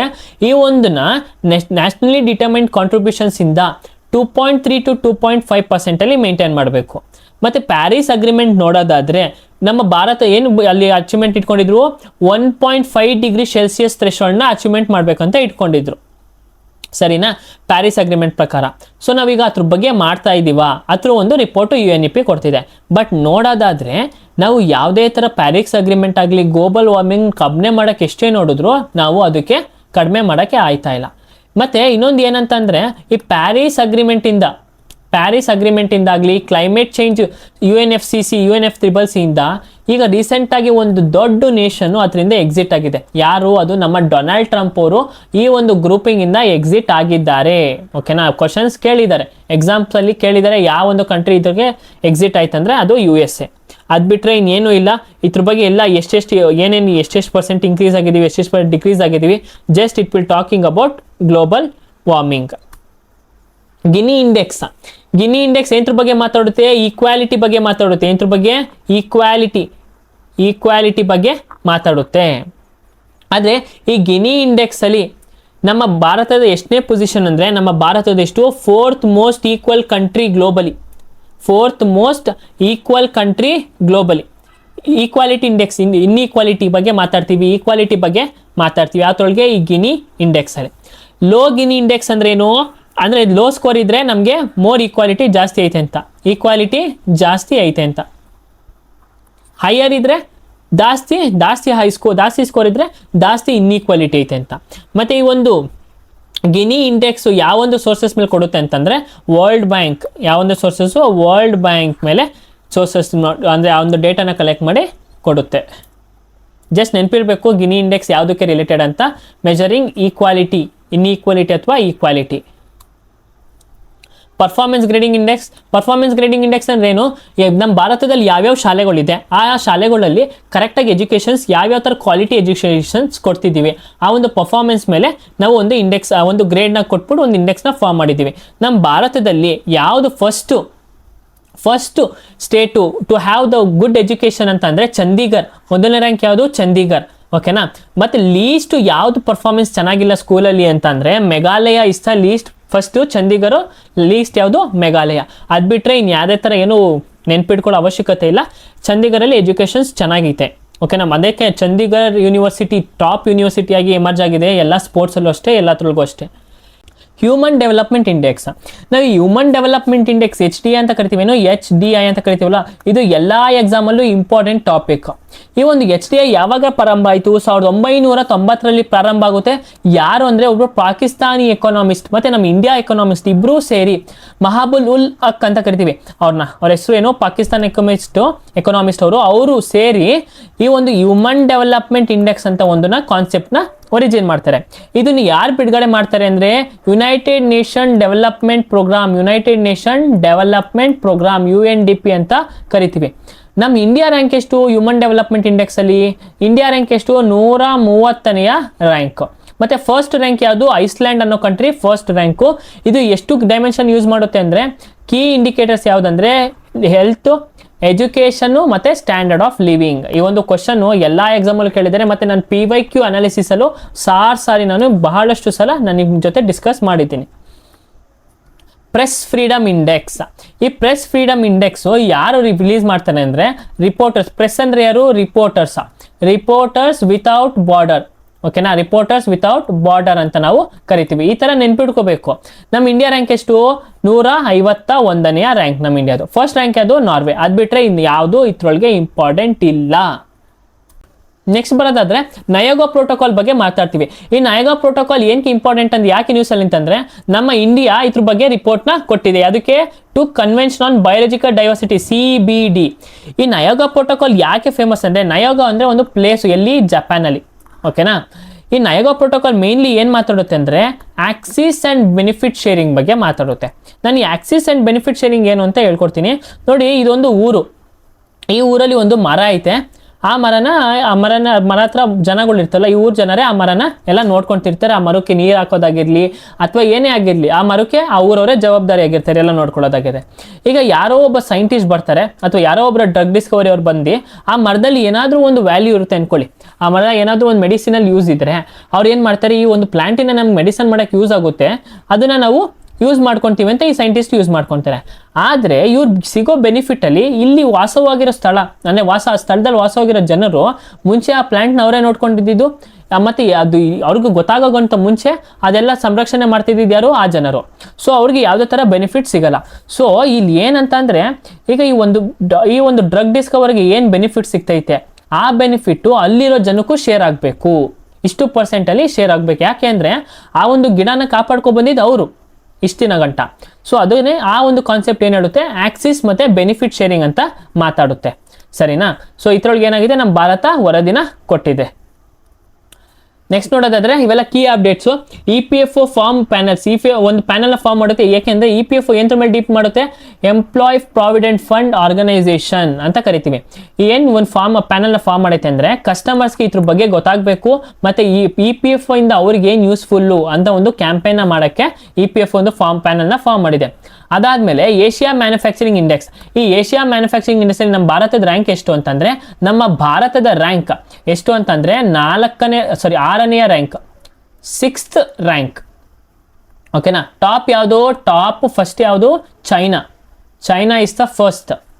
ಅದು ಬಿಟ್ಟರೆ ಇನ್ನೇನು ಇಂಪಾರ್ಟೆಂಟ್ ಇಲ್ಲ. ಈಗ north east region district sustainable development goals ಅಂತ ಕರಿತೀವಿ ಅಥವಾ ಇಂಡೆಕ್ಸ್. ಈ ನಾರ್ತ್ ಈಸ್ಟ್ ಡಿಸ್ಟಿಕ್ ಇದನ್ನ ಏನಂತ ಕರಿತೀವಿ? ಅರುಣಾಚಲ್ ಪ್ರದೇಶ್, ಅಸ್ಸಾಂ, ಮೇಘಾಲಯ, ಮಣಿಪುರ್, ನಾಗಾಲ್ಯಾಂಡ್, ಮಿಜೋರಾಂ, ತ್ರಿಪುರ. ಇದನ್ನ ಏನಂತ ಕರಿತೀವಿ ನಾವು? 7 ಸಿಸ್ಟರ್ಸ್ ಅಂತ ಕರಿತೀವಿ. ಓಕೆನಾ? 7 ಸಿಸ್ಟರ್ಸ್ ಅಂತ ಕರಿತೀವಿ. ಬಟ್ ಇಲ್ಲಿ ಏನು ಇದ್ರ ಬಗ್ಗೆ ಮಾತಾಡ್ತೀವಿ ಅಂದರೆ ಸಸ್ಟೈನೇಬಲ್ ಡೆವಲಪ್ಮೆಂಟ್ ಗೋಲ್ಸ್ ಅಥವಾ ಇಂಡೆಕ್ಸ್ ಬಗ್ಗೆ ಮಾತಾಡ್ತಿದ್ವಿ. ಈ ಒಂದು ಇಂಡೆಕ್ಸ್ ಯಾರು ರಿಲೀಸ್ ಮಾಡೋದು? ನಮ್ಮ ನೀತಿ ಆಯೋಗ ಅದ್ರ ಜೊತೆಗೆ ministry of development of north eastern region ಅಂತ ಕರಿತೀವಿ. ಆ ಎರಡೂ ಸೇರಿ with the help of UNDP ನಮ್ಮ ಭಾರತದ north east region sustainable development goals ಇಂಡೆಕ್ಸ್ನ ಪ್ರೊವೈಡ್ ಮಾಡುತ್ತೆ. ಈ ಸಸ್ಟೈನಬಲ್ ಡೆವಲಪ್ಮೆಂಟ್ ಗೋಲ್ಸ್ ಇಂಡೆಕ್ಸಲ್ಲಿ ಹೆಚ್ಚಾಗಿ ಪರ್ಫಾರ್ಮ್ ಮಾಡ್ತಿರೋ ಒಂದು ಡಿಸ್ಟಿಕ್ ಯಾವುದು? ನೈನಿತಾಲ್ ಅಂತ ಕರಿತೀವಿ. ಎಲ್ಲಿ? ಮಿಜೋರಾಮಲ್ಲಿ. ಇಂಪಾರ್ಟೆಂಟ್ ಡೈರೆಕ್ಟ್ ಕ್ವಶನ್ಸ್ ಕೇಳಿದ್ದಾರೆ. ನೈನಿತಾಲ್ ಅಂತ ಕರಿತೀವಿ. ಇಂಪಾರ್ಟೆಂಟ್ ಎಲ್ಲಿ? ಯಾವೊಂದು ಡಿಸ್ಟಿಕಲ್ಲಿ ಇದು? ಯಾವೊಂದು ಸ್ಟೇಟಲ್ಲಿ? ಮಿಜೋರಾಂ ಸ್ಟೇಟಲ್ಲಿ. ಅಚೀವರ್ಸ್ ನೋಡೋದಾದ್ರೆ 100 ಸ್ಕೋರ್ ಕ್ಯಾಲ್ಕುಲೇಟ್ ಹೆಂಗೆ ಮಾಡಿರ್ತಾರೆ ಅಂದರೆ same achiever, front runner, performer, aspirant ಅಂತ. ಬಟ್ ಲೀಸ್ಟ್ ಪರ್ಫಾರ್ಮೆನ್ಸ್ ಯಾರ್ದು? ಅರುಣಾಚಲ್ ಪ್ರದೇಶ್ದು ಲೀಸ್ಟ್ ಪರ್ಫಾರ್ಮೆನ್ಸ್. ಮಿಜೋರಾಂ ನೋಡೋದಾದ್ರೆ ಹೈಯೆಸ್ಟ್ ಪರ್ಫಾರ್ಮೆನ್ಸ್ ಮಿಜೋರಾಮಲ್ಲಿ, ಲೀಸ್ಟ್ ಪರ್ಫಾರ್ಮೆನ್ಸು ಅರುಣಾಚಲ್ ಪ್ರದೇಶಲ್ಲಿ. ನಾವು ಸಸ್ಟೈನಬಲ್ ಡೆವಲಪ್ಮೆಂಟ್ ಗೋಲ್ಸ್ ಎಷ್ಟೈತೆ? 17 ಸಸ್ಟೈನಬಲ್ ಡೆವಲಪ್ಮೆಂಟ್ ಗೋಲ್ಸ್ ಇದೆ. ಯಾವ್ದ್ಯಾವುದು ಇಂಪಾರ್ಟೆಂಟು ನಿಮಗೆ ನೆನಪಿರಬೇಕು. ಎನರ್ಜಿ ಟ್ರಾನ್ಸಾಕ್ಷನ್ ಇಂಡೆಕ್ಸ್, ಈ ಒಂದು ರಿಪೋರ್ಟ್ನ ಯಾರು ರಿಲೀಸ್ ಮಾಡೋದು? ವರ್ಲ್ಡ್ ಎಕನಾಮಿಕ್ ಫೋರಮ್ ರಿಲೀಸ್ ಮಾಡೋದು. ನಮ್ಮ ಭಾರತ ಎಷ್ಟನೇ ಪೊಸಿಷನ್? 71ನೇ ಪೊಸಿಷನ್. ಈಗ ಕನ್ಸ್ಯೂಮರ್ ಪ್ರೈಸ್ ಇಂಡೆಕ್ಸ್, ಈ CPIನ ಏನು ಬಳಸ್ತೀವಿ ನಾವು? ಇನ್ಫ್ಲೇಷನ್ನ ಕ್ಯಾಲ್ಕುಲೇಟ್ ಮಾಡೋಕ್ಕೆ. ಏನು? ಹಣದುಬ್ಬರನ ಇನ್ಫ್ಲೇಷನ್ನ ಕ್ಯಾಲ್ಕುಲೇಟ್ ಮಾಡೋಕ್ಕೆ ಬಳಸ್ತೀವಿ. ಈ ಒಂದು CPI ಬೇಸ್ ಇಯರ್ನ ಚೇಂಜ್ ಮಾಡಿದ್ದಾರೆ. ಯಾವ ವರ್ಷದಿಂದ? 2012ರಿಂದ 2024ಕ್ಕೆ ಚೇಂಜ್ ಮಾಡಿದ್ದಾರೆ. ಯಾವ್ದನ್ನ? ಕನ್ಸ್ಯೂಮರ್ ಪ್ರೈಸ್ ಇಂಡೆಕ್ಸ್ ಬೇಸ್ ಇಯರ್ನ. ಓಕೆನಾ? ಮತ್ತೆ ಈ ಒಂದು ಯಾರು ಮಾಡ್ತಾರೆ ಅಂತಂದ್ರೆ ಮಿನಿಸ್ಟ್ರಿ ಆಫ್ ಸ್ಪೈ ಅಂತ ಕರಿತೀವಿ. Ministry of statistics and programme implementation, ministry of spy ಅಂತ ಕರಿತೀವಿ. ಆ ಒಂದು ಈ CPI ಆಗಿರ್ಬೋದು, wholesale price index economic affairs ಬರುತ್ತೆ. ಓಕೆನಾ? ಈ ministry of spy CPI consumer price index ನೋಡಿ, ಬೇಸ್ ಇಯರ್ ಚೇಂಜ್ ಮಾಡಿದ್ದಾರೆ ಅಷ್ಟೇ. ಇದು ನ್ಯೂಸಲ್ಲಿ ನಮಗೆ ಗೊತ್ತಿರಬೇಕು. ನೋಡಿ 2025 ಸಸ್ಟೈನಬಲ್ ಡೆವಲಪ್ಮೆಂಟ್ ಗೋಲ್ಸ್ ಅಲ್ಲಿ ನಮ್ಮ ಭಾರತ ಎಷ್ಟನೇ ರ್ಯಾಂಕ್ ಅಂತಂದ್ರೆ 99ನೇ ರ್ಯಾಂಕ್. ಫಸ್ಟ್ ಟೈಮ್ 100 ರ್ಯಾಂಕ್ ಒಳಗಡೆ ಬಂದಿರೋದು ನಮ್ಮ ಭಾರತ. ಸರಿನಾ? ಅದ್ಬಿಟ್ರೆ ಇನ್ನೇನು ಇಲ್ಲಿ ಯಾರು ಪಬ್ಲಿಷ್ ಮಾಡ್ತಾರೆ ಅಂದ್ರೆ United Nations sustainable development solution ಅಂತ ನೆನ್ಪಿಟ್ಕೋಬೇಕು. Solution network, United Nations sustainable development solution network ಈ ಒಂದು ರಿಪೋರ್ಟ್ನ ಪ್ರೊಡ್ಯೂಸ್ ಮಾಡುತ್ತೆ. ಅದು ಬಿಟ್ಟರೆ ಇನ್ನು ಯಾವುದೇ ಥರ ಏನು ಕ್ವಶನ್ಸ್ ನಿಮಗೆ ಸಸ್ಟೈನಬಲ್ ಡೆವಲಪ್ಮೆಂಟ್ ಇಂದ ಬರಲ್ಲ. ಬಂದರೆ ಎಷ್ಟು ಸಸ್ಟೈನಬಲ್ ಡೆವಲಪ್ಮೆಂಟ್ ಗೋಲ್ಸ್ ಇದೆ? 17 ಸಸ್ಟೈನಬಲ್ ಡೆವಲಪ್ಮೆಂಟ್ ಗೋಲ್ಸ್ ಇದೆ. ಮತ್ತು ಫಸ್ಟ್ ಯಾವುದು? No poverty. Next zero hunger. 3ನೇದು ಗುಡ್ ಹೆಲ್ತ್. 4ನೇದು ಎಜುಕೇಷನ್, ಜೆಂಡರ್ ಈಕ್ವಾಲಿಟಿ. ಇದ್ರ ಬಗ್ಗೆ ನಮಗೆ ಸ್ವಲ್ಪ ಒಂದು 5-10 ಗೊತ್ತಿರಬೇಕು. ಇಂಡಿಯಾ ಏನು 5th ಲಾರ್ಜೆಸ್ಟ್ ಮಿಲಿಟರಿ ಸ್ಪೆಂಡರ್ ಇನ್ 2025. ಈ ಒಂದು ರಿಪೋರ್ಟ್ ಯಾರು ಕೊಡ್ತಾರೆ? ಸಿಪ್ರಿ ಅವರು ಕೊಡ್ತಾರೆ. ಓಕೆನಾ? ಸಿಪ್ರಿ ಅವರು ಕೊಡ್ತಾರೆ. ಏನಕ್ಕೆ ಅಂತಂದರೆ ನಾವು ಎಷ್ಟು ಮೇಲೆ ಜಾಸ್ತಿ ಮಿಲಿಟರಿ ಮೇಲೆ ನಾವು ಎಷ್ಟು ಸ್ಪೆಂಡ್ ಮಾಡ್ತೀವಿ, ಡಿಫೆನ್ಸ್ ಸೆಕ್ಟರ್ಗೆ ಎಷ್ಟು ಸ್ಪೆಂಡ್ ಮಾಡ್ತೀವಿ ಅಂತ ನಮ್ಮ ಭಾರತ ಎಷ್ಟನೇ ರ್ಯಾಂಕಲ್ಲಿದೆ? 5ನೇ ರ್ಯಾಂಕ್ ಇದೆ. ಓಕೆನಾ? ಇಲ್ಲಿ ಎಲ್ಲ ಎಷ್ಟು ಸ್ಪೆಂಡ್ ಮಾಡಿದ್ದೀವಿ ಅಂತೆಲ್ಲ ಕೊಟ್ಟಿದ್ದಾರೆ. ಬಟ್ ಅದೆಲ್ಲ ಬೇಡ, ನಮ್ಗೆ ಎಷ್ಟನೇ ರ್ಯಾಂಕಲ್ಲಿ ಇದ್ದೀವಿ ಅಂತ ನಾವು ಗೊತ್ತಿರಬೇಕು. ಮತ್ತು ಈ ಸಿಪ್ರಿ ಈ ಒಂದು ರಿಪೋರ್ಟ್ನ ಕೊಡುತ್ತಲ್ವ, ಅದೇನು? Stockholm international peace research institution ಅಂತ ಕರಿತೀವಿ. Stockholm international peace research institution. Example, ಈಗ ನಮಗೆ ಕ್ವಶನ್ ಕೊಟ್ಬಿಟ್ಟು ಈ ಒಂದು ರಿಪೋರ್ಟ್ನ ಯಾರು ರಿಲೀಸ್ ಮಾಡ್ತಾರೆ ಅಂದ್ಬಿಟ್ಟು ನಾವು ಸಿಪ್ರಿ ಅಂತ ಓದ್ಕೊಂಡು ಹೋಗಿದ್ರೆ ಫುಲ್ ಫಾರ್ಮ್ ಕೊಟ್ಟಿದ್ರಲ್ಲಿ ಏನು ಮಾಡೋದು? ಸೊ ನಮಗೆ ಫುಲ್ ಫಾರ್ಮ್ ಗೊತ್ತಿರಬೇಕು. Stockholm international peace research institution. International big cat alliance summit ನೋಡಿ, ಇದೇ ಬಿಗ್ ಕ್ಯಾಟು. ಈ ಒಂದು ಸಮಿಟ್ಸ್ ಅಲ್ಲಿ ಬರಬೇಕಾಯ್ತು, ಬಟ್ ಮಿಸ್ ಆಗಿ ಸ್ಲೈಡ್ ಇಲ್ಲಿ ಬಂದಿದೆ. ನಾನು ಆಗಲೇ ಎಲ್ಲ ಹೇಳಿದ್ದೀನಿ ಬಿಗ್ ಕ್ಯಾಟ್ಸ್ ಅಂದ್ರೆ ಏನು. ಇದು big cats: tiger, lion, leopard, snow leopard, cheetah, jaguar, puma, ಇದನ್ನ ಬಿಗ್ ಕ್ಯಾಟ್ಸ್ ಅಂತ ಕರಿತೀವಿ. ಮತ್ತೆ ಕ್ವಶನ್ಸ್ ಹೆಂಗೆ ಕೇಳಿದ್ದಾರೆ ಅಂದ್ರೆ ಇದರೊಳಗೆ ಯಾವುದು ಬಿಗ್ ಕ್ಯಾಟ್ ಅಲ್ಲ ಅಂತಾನು ಕೇಳಿದ್ದಾರೆ, ಸರಿನಾ. ಇದು ಯಾರು ಲಾಂಚ್ ಮಾಡಿರೋದು? ನಮ್ಮ ಇಂಡಿಯಾ ಲಾಂಚ್ ಮಾಡಿದ್ದು. ಯಾವಾಗ ಅಂತಂದ್ರೆ 2023 ಏನಕ್ಕೆ ಅಂದ್ರೆ 50 years ಆಫ್ ಪ್ರಾಜೆಕ್ಟ್ ಟೈಗರ್ ಆಗಿತ್ತು, ಆವಾಗ ನಾವು ಇದನ್ನ ಲಾಂಚ್ ಮಾಡ್ತೀವಿ. ಗ್ಲೋಬಲ್ ರಿಸ್ಕ್ ರಿಪೋರ್ಟ್, ಈ ಒಂದು ರಿಪೋರ್ಟ್ನ ಯಾರು ರಿಲೀಸ್ ಮಾಡೋದು? ವರ್ಲ್ಡ್ ಎಕನಾಮಿಕ್ ಫೋರಮ್ ಅವರು ರಿಲೀಸ್ ಮಾಡ್ತಾರೆ. ಎಷ್ಟನೇ ಎಡಿಷನ್ ಇದು? 21ನೇ ಎಡಿಷನು. ಮತ್ತೆ ಅವ್ರು ಏನು ಹೇಳ್ತಾರೆ ಅಂದರೆ ಏಜ್ ಆಫ್ ಕಾಂಪಿಟೇಷನ್ ಅಂತ, we are moving to the age of competition ಅಂತ ಕರೀತಾರೆ. ಈ ಒಂದು ರಿಪೋರ್ಟಲ್ಲಿ ಏನಂತ ಮೆನ್ಷನ್ ಮಾಡಿದ್ದಾರೆ? Age of competition. NITI Aayog launches report ಏನು ರಿಪೋರ್ಟ್ ಲಾಂಚ್ ಮಾಡ್ತಾರೆ? Electric vehicles in India. ಅಂದರೆ ಎಷ್ಟು ಬಿಲಿಯನ್ ಅನ್ಲಾಕ್ ಮಾಡ್ತಾರೆ? Unlocking 200 billion opportunity electric vehicles in India. So ಈ ಒಂದು ರಿಪೋರ್ಟ್ ಯಾರು ಬಿಡ್ತಾರೆ? ನೀತಿ ಆಯೋಗ ಬಿಡ್ತಾರೆ. ಇದೇನು ಅಷ್ಟು ಇಂಪಾರ್ಟೆಂಟ್ ಇಲ್ಲ, ಬಟ್ ನೀತಿ ಆಯೋಗ ಬಿಟ್ಟಿರೋದ್ರಿಂದ ಇಂಪಾರ್ಟೆಂಟ್ ಆಗುತ್ತೆ. ಪಂಚಾಯತ್ ಅಡ್ವಾನ್ಸ್ಮೆಂಟ್ ಇಂಡೆಕ್ಸ್, ಈ ಒಂದು ಇಂಡೆಕ್ಸ್ ಮೇನ್ಲಿ ಎಂತ್ರ ಮೇಲೆ ಫೋಕಸ್ ಮಾಡುತ್ತಪ್ಪ ಅಂದರೆ ಪಂಚಾಯಿತಿ ಡೆವಲಪ್ಮೆಂಟ್ ಆಗ್ತೈತಾ, ಪಂಚಾಯತ್ ರಾಜ್ ಇನ್ಸ್ಟಿಟ್ಯೂಷನ್ಸ್ ಡೆವಲಪ್ಮೆಂಟ್ ಆಗ್ತಿದ್ಯಾ, ಅಲ್ಲಿ ಯಾವ್ಯಾವ ಥರ ಒಂದು ಪ್ಯಾರಾಮೀಟರ್ಸ್ ಡೆವಲಪ್ ಆಗ್ತಾ ಇದೆ. ಈಗ ಹೆಲ್ತ್ ಆಗಿರ್ಬೋದು, ಚಿಲ್ಡ್ರನ್ ಆಗಿರ್ಬೋದು, ವಾಟರ್ಸ್ ಆಗಿರ್ಬೋದು, ಕ್ಲೀನ್ ಎನರ್ಜಿ ಇದೆಯಾ, ಮತ್ತು ಇನ್ಫ್ರಾಸ್ಟ್ರಕ್ಚರ್ ಮೂಲ ಸೌಕರ್ಯಗಳು ಆಗ್ತಿದೆಯಾ, ವುಮೆನ್ ಫ್ರೆಂಡ್ಲಿ ಪಂಚಾಯತ್ ಇದೆಯಾ, ಈ ಎಲ್ಲ ಒಂದು ಪ್ಯಾರಾಮೀಟರ್ಸ್ ಮೇಲೆ ಈ ಒಂದು ಇಂಡೆಕ್ಸ್ನ ಕ್ಯಾಲ್ಕುಲೇಟ್ ಮಾಡ್ತಾರೆ. ಈ ಒಂದು ಇಂಡೆಕ್ಸ್ನ ಯಾರು ಬಿಡುಗಡೆ ಮಾಡೋದು? ಮಿನಿಸ್ಟ್ರಿ ಆಫ್ ಪಂಚಾಯತ್ ರಾಜ್ ಅವರು ಬಿಡುಗಡೆ ಮಾಡ್ತಾರೆ. ಯಾಕೆ ಅಂದರೆ ಡೆವಲಪ್ಮೆಂಟ್ ಹೇಗೆ ಆಗ್ತೈತೆ ಮತ್ತು ಅಲ್ಲಿ ಪರ್ಫಾರ್ಮೆನ್ಸ್ ಯಾವ ರೀತಿ ನಡೀತೈತೆ, ಯಾವ ಸ್ಟೇಟು ಚೆನ್ನಾಗಿ ಪರ್ಫಾರ್ಮೆನ್ಸ್ ಮಾಡ್ತೈತೆ ಅಂತ. ಈ ಒಂದು ರಿಪೋರ್ಟಲ್ಲಿ ಏನು ಇಂಪಾರ್ಟೆಂಟ್ ಆಗುತ್ತೆ ಅಂದರೆ ನಮಗೆ ಟಾಪ್ ಪರ್ಫಾರ್ಮಿಂಗ್ ಸ್ಟೇಟ್ ಯಾವುದು? ನಮ್ಮ Tripura emerged as the top performer state in panchayat advancement index. 9 thematic ಪಿಲ್ಲರ್ಸ್ನ ಇವ್ರು ಅಂದರೆ ಇದು ನೋಡ್ತಾರೆ ನೋಡಿ. ಗವರ್ನೆನ್ಸ್ ಆಗಿರ್ಬೋದು, ಇಲ್ಲ 9 ಪಿಲ್ಲರ್ಗಳು ಐತಲ್ಲ, ಇದ್ರ ಮೇಲೆ ಅವರು ಈ ಇಂಡೆಕ್ಸ್ನ ಕ್ಯಾಲ್ಕುಲೇಟ್ ಮಾಡೋದು. ಈ ವರ್ಷ ಈ ಒಂದು ಕ್ವಶನ್ನ 2026 ಯಾವುದಾದ್ರೂ ಎಕ್ಸಾಮಲ್ಲಿ ಕೇಳ್ಬೋದು. ಕೇಳಲಿಲ್ಲ ಅಂದರೆ ನನ್ನ ಕೇಳಿ, ಯಾಕೆ ಅಂತಲೂ ನಾನು ಹೇಳ್ತೀನಿ. ಫಸ್ಟು ನೋಡ್ಬಿಡೋಣ. ಇಂಡಿಯಾ ಆಫ್ರಿಕಾ ಫೋರಮ್ ಸಮಿಟ್ ಎಲ್ಲಿ ಆರ್ಗನೈಸ್ ಆಗುತ್ತೆ? ಡೆಲ್ಲಿಲಿ ಆರ್ಗನೈಸ್ ಆಗುತ್ತೆ. ಇದು 4ನೇ ಫೋರಮ್ ಸಮಿಟ್, ಓಕೆನಾ. ಮೇಲ್ ಆರ್ಗನೈಸ್ ಆಗುತ್ತೆ ಇಲ್ಲಿ ನ್ಯೂ ಡೆಲ್ಲಿಲಿ ಈ ತಿಂಗಳು ಆರ್ಗನೈಸ್ ಆಗಿದೆ. ಏನ್ರ ಮೇಲೆ ಫೋಕಸ್ ಮಾಡ್ತಾರೆ? ಆಫ್ರಿಕಾ ಮತ್ತು ಇಂಡಿಯಾ ಕಂಟ್ರಿ ಏನ್ರ ಮೇಲೆ ಫೋಕಸ್ ಮಾಡ್ತಾರೆ ಅಂದರೆ ಟ್ರೇಡ್ ಆಗಿರ್ಬೋದು, health care, defence, innovation, digital infrastructure ಮತ್ತು ಸ್ಕಿಲ್ ಡೆವಲಪ್ಮೆಂಟ್ ಮೇಲೆ ಫೋಕಸ್ ಮಾಡ್ತಾರೆ. ಈಗ ನಮ್ಗೆ ಎಕ್ಸಾಮಲ್ಲಿ ಏನು ಥರ ಕೊಡ್ತಾರೆ? IAFS 2026 ಈ ಒಂದು ಸಮಿಟ್ ಅಥವಾ ಈ ಒಂದು ಫೋರಮ್ ಯಾವ 2 ದೇಶಗಳ ನಡುವೆ ನಡೀತು ಅಂತ ಕೇಳ್ತಾರೆ. ನಮಗೆ ಇದು ಈ ಥರ ಕೇಳ್ತಾರೆ ಕ್ವಶನ್ಸ್. ನಮ್ಗೆ ಏನು ಮಾಡೋಕ್ಕೆ? ಟ್ರ್ಯಾಪ್ ಮಾಡೋಕ್ಕೆ, ರಾಂಗ್ ಆಗಿ ಬರಲಿ ಅಂದ್ಬಿಟ್ಟು ಅಥವಾ ಅಟೆಂಡ್ ಮಾಡ್ದಲ್ಲಿ ಇರಲಿ ಅಂದ್ಬಿಟ್ಟು IAFS ಈ ಒಂದು ಫೋರಮ್ ಯಾವ 2 ದೇಶಗಳ ನಡುವೆ ನಡೀತು ಅಂತ ಕೇಳ್ತಾರೆ. ಯಾವುದು? ಇಂಡಿಯಾ ಮತ್ತು ಆಫ್ರಿಕಾ, ಸರಿನಾ. ಮತ್ತು ಇದ್ರ ಥೀಮ್ ಏನು? IA ಸ್ಪಿರಿಟ್ ಅಂತ ಕರಿತೀವಿ. India Africa strategic partnership for innovation, resilience and inclusive transformation. ಥೀಮ್ನ ನೆನ್ಪಿಟ್ಕೊಳ್ಳಿ, ಕೇಳ್ತಾರೆ. ಮತ್ತು ಇನ್ನೊಂದು ಉದ್ದೇಶ ಯಾಕೆ ಈ ಕ್ವಶನ್ ಕೇಳ್ಬೋದು ಅಂತಂದರೆ 10 ವರ್ಷ ಆದಮೇಲೆ ಈ ಒಂದು ಸಮಿಟು ತೊಗೊಂಡ್ಬರ್ತಾ ಇರೋದು. ಮತ್ತೆ 10 ವರ್ಷ ಆದಮೇಲೆ ಈ ಒಂದು ಸಮಿಟು ಆರ್ಗನೈಸ್ ಮಾಡ್ತಾ ಇರೋದು. ನೋಡೋದಾದರೆ 2008 ಫಸ್ಟು, 2011 2ನೇ ಸಮಿಟು, 2015 ಬಟ್ 2026 10 ವರ್ಷಗಳ ನಂತರ ಈ ಒಂದು ಸಮಿಟ್ನ ಆಯೋಜಿಸ್ತಾರೆ. ಅದಕ್ಕೋಸ್ಕರ ಇಂಪಾರ್ಟೆಂಟ್ ಆಗೇ ಆಗುತ್ತೆ, ಬರ್ದಿಟ್ಕೊಳ್ಳಿ, ಕ್ವಶನ್ ಪಕ್ಕಾ ಬರುತ್ತೆ, ಸರಿನಾ. ಮತ್ತು ಈ ಫಸ್ಟ್ ಸಮಿಟಲ್ಲಿ ನ್ಯೂ ಡೆಲ್ಲಿಲಿ ಯಾವ ಒಂದು ಸಮಿಟ್ಟು ಆಫ್ರಿಕಾದಲ್ಲಿ ನಡೀತು ಅಂದಾಗ 2011 ಓಕೆನಾ. 2011 ಇಲ್ಲಿ ಅಡೀಸ್ ಅಬಾಬಾ ಯಾವ್ದ್ರ ಕ್ಯಾಪಿಟಲು ನನಗೆ ಕಮೆಂಟ್ ಮಾಡಿ. Addis Ababa Ethiopia capital. Ethiopia ಈ ಒಂದು ರಾಜ್ಯ, ಈ ಒಂದು ಕಂಟ್ರಿ ನಮ್ಮ TCSಗೆ ತುಂಬಾ ಇಷ್ಟ. TCSಗೆನೂ ಸಖತ್ ಇಷ್ಟ. Global gender gap index mainly ಏನು? ವುಮೆನ್ ಮತ್ತು ಮೆನ್ ಮಧ್ಯೆ ಯಾವುದೇ ಥರ ಜೆಂಡರ್ ಡಿಸ್ಕ್ರಿಮಿನೇಷನ್ ಇರಬಾರ್ದು, ಆ ಒಂದು ಇಂಡೆಕ್ಸ್ ಬಗ್ಗೆ ಮಾತಾಡ್ತಿದ್ದೀವಿ.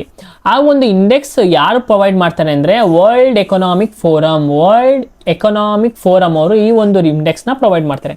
ನಮ್ಮ ಭಾರತದ ಗ್ಲೋಬಲ್ ಜೆಂಡರ್ ಗ್ಯಾಪ್ ಇಂಡೆಕ್ಸ್ನ ಸ್ಥಾನ ಎಷ್ಟು ಅಂದರೆ 131ನೇ ರ್ಯಾಂಕ್. 131ನೇ ರ್ಯಾಂಕ್. ಎಷ್ಟು ಕಂಟ್ರಿಯಲ್ಲಿ? 140. ಅಂದರೆ ನಾವು ಲೀಸ್ಟ್, ಇನ್ನೇನು ಕಡಿಮೆ ಫುಲ್ಲು.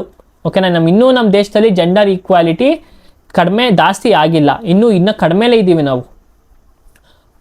ಉತ್ತಮ ಪ್ರದರ್ಶನ ಎಲ್ಲಿದ್ದೀವಿ? ಬರೀ ಶಿಕ್ಷಣದಲ್ಲಿ ಅಷ್ಟೇ. ಹಿಂದುಳಿದ ಕ್ಷೇತ್ರ ಎಲ್ಲಿ? ರಾಜಕೀಯ ಪೊಲಿಟಿಕಲ್ ಎಂಪವರ್ಮೆಂಟಲ್ಲಿ ನಾವು ಇನ್ನೂ ಬ್ಯಾಕ್ವರ್ಡ್ ಆಗಿದ್ದೀವಿ. ವುಮೆನ್ಸ್ಗೆ ಯಾವುದೇ ಥರ ಈಕ್ವಲ್ ಆಪರ್ಚುನಿಟೀಸ್ನ ಕೊಡ್ತಾ ಇಲ್ಲ. ಇಲ್ಲಿ ಯಾವುದು ಪ್ಯಾರಾಮೀಟರ್ಸ್ನ ನೋಡ್ತಾರೆ ಅಂತಂದರೆ ಎಕನಾಮಿಕ್ ಪಾರ್ಟಿಸಿಪೇಷನ್ನು, ಅಂದರೆ ವುಮೆನ್ ಅವರು ಬಂದು ಕೆಲಸ ಮಾಡಬೇಕು, ಹುಡುಗಿರು ಇನ್ನೂ ಕೆಲಸದಲ್ಲಿ ತಗೋಬೇಕು. IT ಇಂಡಸ್ಟ್ರಿ, ಮ್ಯಾನುಫ್ಯಾಕ್ಚರಿಂಗ್ ಇಂಡಸ್ಟ್ರಿಯಲ್ಲೆಲ್ಲ ವುಮೆನ್ಸ್ ಎಂಪವರ್ಮೆಂಟ್ ಇರಬೇಕು, ಎಜುಕೇಷನಲ್ ಇರಬೇಕು, ಹೆಲ್ತಲ್ಲಿ ಇರಬೇಕು, ಮತ್ತು ಪೊಲಿಟಿಕಲ್ ಎಲ್ಲ ತೊಳಗೂ ವುಮೆನ್ ಎಂಪವರ್ಮೆಂಟ್ ಇರಬೇಕು. ಮೆನ್ಗೂ ಮತ್ತು ವುಮೆನ್ಗೂ ಈಕ್ವಲ್ ಆಪರ್ಚುನಿಟೀಸ್ ಇರಬೇಕು. ಈ ಒಂದು 4 ಪ್ಯಾರಾಮೀಟರ್ಸ್ ಮೇಲೆ ಈ ಒಂದು ಇಂಡೆಕ್ಸ್ನ ಅನಾಲಿಸಿಸ್ ಮಾಡಲಾಗಿದೆ. ಫಸ್ಟ್ ಕಂಟ್ರಿ ಯಾವುದಪ್ಪ ಈ ಗ್ಲೋಬಲ್ ಜೆಂಡರ್ ಗ್ಯಾಪ್ ಇಂಡೆಕ್ಸಲ್ಲಿ ಅಂದರೆ it is our Iceland, number 1 country. India electric mobility index, ಈ ಒಂದು ಏನ್ರ ಬಗ್ಗೆ ಮಾತಾಡುತ್ತೆ ಮೊಬಿಲಿಟಿ ಇಂಡೆಕ್ಸ್ ಅಂತಂದರೆ, ನಮ್ಮ ಭಾರತದಲ್ಲಿ ಒಂದು ಇನಿಷಿಯೇಟಿವ್ ತಗೊಬರ್ತಾರೆ. ಏನಂದರೆ ಡ್ರೈವ್ ಅಂತ ಕರಿಬೋದು, ಡ್ರೈವ್ ಅಂತ ಕರಿತೀವಿ, ಅಂದರೆ ಎಲೆಕ್ಟ್ರಿಕ್ ಡ್ರೈವ್ ಅಂತ ಕರಿತೀವಿ. ಈ ಎಲೆಕ್ಟ್ರಿಕ್ ಡ್ರೈವಲ್ಲಿ ಏನಾಗುತ್ತೆ, ನಾವು ನಾರ್ಮಲ್ ವೆಹಿಕಲ್ಸ್ ಅಂದರೆ ಪೆಟ್ರೋಲ್ ಡೀಸೆಲ್ ವೆಹಿಕಲ್ಸ್ನ ಬಿಟ್ಟು ಈ ಎಲೆಕ್ಟ್ರಿಕ್ ವೆಹಿಕಲ್ಸ್ ಮೇಲೆ ವೆಹಿಕಲ್ಸ್ನ ಯೂಸ್ ಮಾಡಬೇಕು ಅಂತ. ಸೊ ಈ ಒಂದು ಇಂಡೆಕ್ಸ್ ನೀತಿ ಆಯೋಗ ಬಿಡುತ್ತೆ. ಏನರ ಬಗ್ಗೆ ಮೆಷರ್ ಮಾಡುತ್ತೆ ಅಂದರೆ ಯಾವೊಂದು ರಾಜ್ಯದಲ್ಲಿ ಜಾಸ್ತಿ ಎಲೆಕ್ಟ್ರಿಕ್ ವೆಹಿಕಲ್ಸ್ನ ನಾವು ಯೂಸ್ ಮಾಡಿದ್ದೀವಿ, ಅಥವಾ ಈ ಒಂದು ಸಿಟೀಸು ಈ ಎಲೆಕ್ಟ್ರಿಕ್ ವೆಹಿಕಲ್ಸ್ನ ಯೂಸ್ ಮಾಡ್ತಿದೆ ಅಂತ ಒಂದು ಇಂಡೆಕ್ಸ್ ಈ ನೀತಿ ಆಯೋಗ ಪ್ರೊವೈಡ್ ಮಾಡಿದೆ. ಸೊ ಫಸ್ಟು ಸ್ಟೇಟ್ ಯಾವುದು ಟು ಯೂಸ್ ಎಲೆಕ್ಟ್ರಿಸಿಟಿ, ಜಾಸ್ತಿ ಎಲೆಕ್ಟ್ರಿಕ್ ವೆಹಿಕಲ್ಸ್ ಯೂಸ್ ಮಾಡೋ ಒಂದು ಸ್ಟೇಟ್ ಅಂದರೆ ನಮ್ಮ ಡೆಲ್ಲಿ ಫಸ್ಟ್ ರ್ಯಾಂಕ್ ಇದೆ. ನೆಕ್ಸ್ಟು ಮಹಾರಾಷ್ಟ್ರ. ಈ ಒಂದು ರೀಜನ್ಗಳಲ್ಲಿ ಎಲೆಕ್ಟ್ರಿಕ್ ವೆಹಿಕಲ್ಸ್ನ ಜಾಸ್ತಿ ಯೂಸ್ ಮಾಡ್ತಿದೆ. ಮತ್ತು ನಮ್ಗೆ ಗೊತ್ತು ಡೆಲ್ಲಿಲಿ ಓಲ್ಡ್ ಅಂದರೆ ಹಳೆ ಮಾಡೆಲ್ ಗಾಡಿಗಳನ್ನೆಲ್ಲ ಪೆಟ್ರೋಲ್ ಆಗ್ತಿಲ್ಲ, ಮತ್ತು ಆ ಗಾಡಿಗಳನ್ನೆಲ್ಲ ಸೀಸ್ ಮಾಡಿದ್ದಾರೆ. ನೋಡಿ, ಇದು ಸ್ಕೀಮ್ ರಿಲೇಟೆಡ್ ಅದು ಫೇಮ್ ಅಂತ ಕರಿತೀವಿ. ಡ್ರೈವ್ ಆಗಿರ್ಬೋದು, ಮತ್ತು ಪಬ್ಲಿಕ್ ಲಿಂಕ್ಡ್ ಇನ್ಸೆಂಟಿವ್ ಸ್ಕೀಮ್. ಹಳೆ ಬೈಕ್ ಹಾಕ್ಬಿಟ್ಟು ನಾವು ಎಲೆಕ್ಟ್ರಿಕ್ ಬೈಕ್ ತಗೊಳ್ತೀವಿ ಅಂದರೆ ನಮಗೆ ಇನ್ಸೆಂಟಿವ್ ಕೊಡ್ತಾರೆ. ಓಕೆನಾ, ಈ ಒಂದು ಸ್ಕೀಮ್ ಎಲ್ಲ ಈ ಇಂಡಿಯನ್ ಎಲೆಕ್ಟ್ರಿಕ್ ಮೊಬಿಲಿಟಿ ಇಂಡೆಕ್ಸ್ಗೆ ಆ ಒಂದು ಇಂಡೆಕ್ಸಲ್ಲಿ ಈ ಒಂದು ಸ್ಕೀಮ್ನೆಲ್ಲನೂ ಕಂಪರೈಸ್ ಮಾಡಿ ಒಂದು ರಿಪೋರ್ಟ್ನ ಕೊಡುತ್ತೆ. ಸ್ವಚ್ಛ ವಾಯು ಸರ್ವೇಕ್ಷಣ, ಈ ಒಂದು ರಿಪೋರ್ಟ್ ಯಾರು ಕೊಡ್ತಾರೆ ಅಂತಂದರೆ ministry of environment forest and climate change ಅವರು ಕೊಡ್ತಾರೆ. ಸೊ ಇದ್ರ ಬಳಿ ಏನು ಮೇಜರ್ ಫೋಕಸ್ ಮಾಡ್ತಾರೆ ಅಂದರೆ ನ್ಯಾಷನಲ್ ಕ್ಲೀನ್ ಏರ್ ಪ್ರೋಗ್ರಾಮ್. ಈ ಒಂದು ಅಡಿಯಲ್ಲಿ ಏರ್ ಕ್ವಾಲಿಟಿನ ಮೆಷರ್ ಮಾಡ್ತಾರೆ. ಏರ್ ಕ್ವಾಲಿಟಿ ಮೆಷರ್ ಮಾಡಿ ಯಾವೊಂದು ಸಿಟಿ ಕ್ಲೀನೆಸ್ಟ್ ಸಿಟಿ ಅಂತ ಹೇಳ್ತಾರೆ. ಸೊ ಫಸ್ಟ್ ಯಾವುದು ಕ್ಲೀನೆಸ್ಟ್ ಸಿಟಿ ಅಂದರೆ ಮಿಲಿಯನ್ ಪ್ಲಸ್ ಕ್ಯಾಟಗರಿ, ಅಂದರೆ 10 ಲಕ್ಷಕ್ಕಿಂತ ಇರೋ ಜನರು, 10 ಲಕ್ಷಕ್ಕಿಂತ ಜಾಸ್ತಿ ಜನರು ಇರ್ತಾರಲ್ಲ ಆ ಒಂದು ಏರಿಯಾದಲ್ಲಿ ಯಾವುದು ಅಂತಂದರೆ ಫಸ್ಟ್ ಬರೋದು ಇಂಡೋರ್ ಬರುತ್ತೆ, ಆಮೇಲೆ ಜಬಲ್ಪುರ್, ನೆಕ್ಸ್ಟು ಸೂರತ್ ಅಥವಾ ಆಗ್ರಾ. ನೆಕ್ಸ್ಟ್ 3 to 10 ಕ್ಯಾಟಗರಿಲಿ ಯಾವುದು ಅಮರಾವತಿ, ಆಮೇಲೆ ಬಿಲೋ 3 ಕ್ಯಾಟಗರಿದು ದೇವಾಸ್. ಇದಿಷ್ಟು ಸ್ಟೇಟ್ ನೆನಪಿರಬೇಕು. ಮತ್ತು ಈ ಒಂದು ಏನರ ಮೇಲೆ ಕ್ಯಾಲ್ಕುಲೇಟ್ ಮಾಡ್ತಾರೆ ಅಂದರೆ ಪರ್ಟಿಕ್ಯುಲೇಟ್ ಮ್ಯಾಟರ್ 2.5 PM 2.5 PM 10 ಅಂತ ಕರಿತೀವಿ. ಪರ್ಟಿಕ್ಯುಲೇಟ್ ಮ್ಯಾಟರ್ ಅಂದರೆ ಏನೋ ಅದು ಸಣ್ಣ ಟೈನಿ ಪಾರ್ಟಿಕಲ್ಸು. ಇವನ್ ನಮ್ಮ ಆ ಒಂದು ಪೊಲ್ಯೂಟೆಂಟ್ ಪಾರ್ಟಿಕಲ್ಸ್ ನಮ್ಮ ಬ್ಲಡ್ಗೂ ಎಂಟರ್ ಆಗ್ಬೋದು.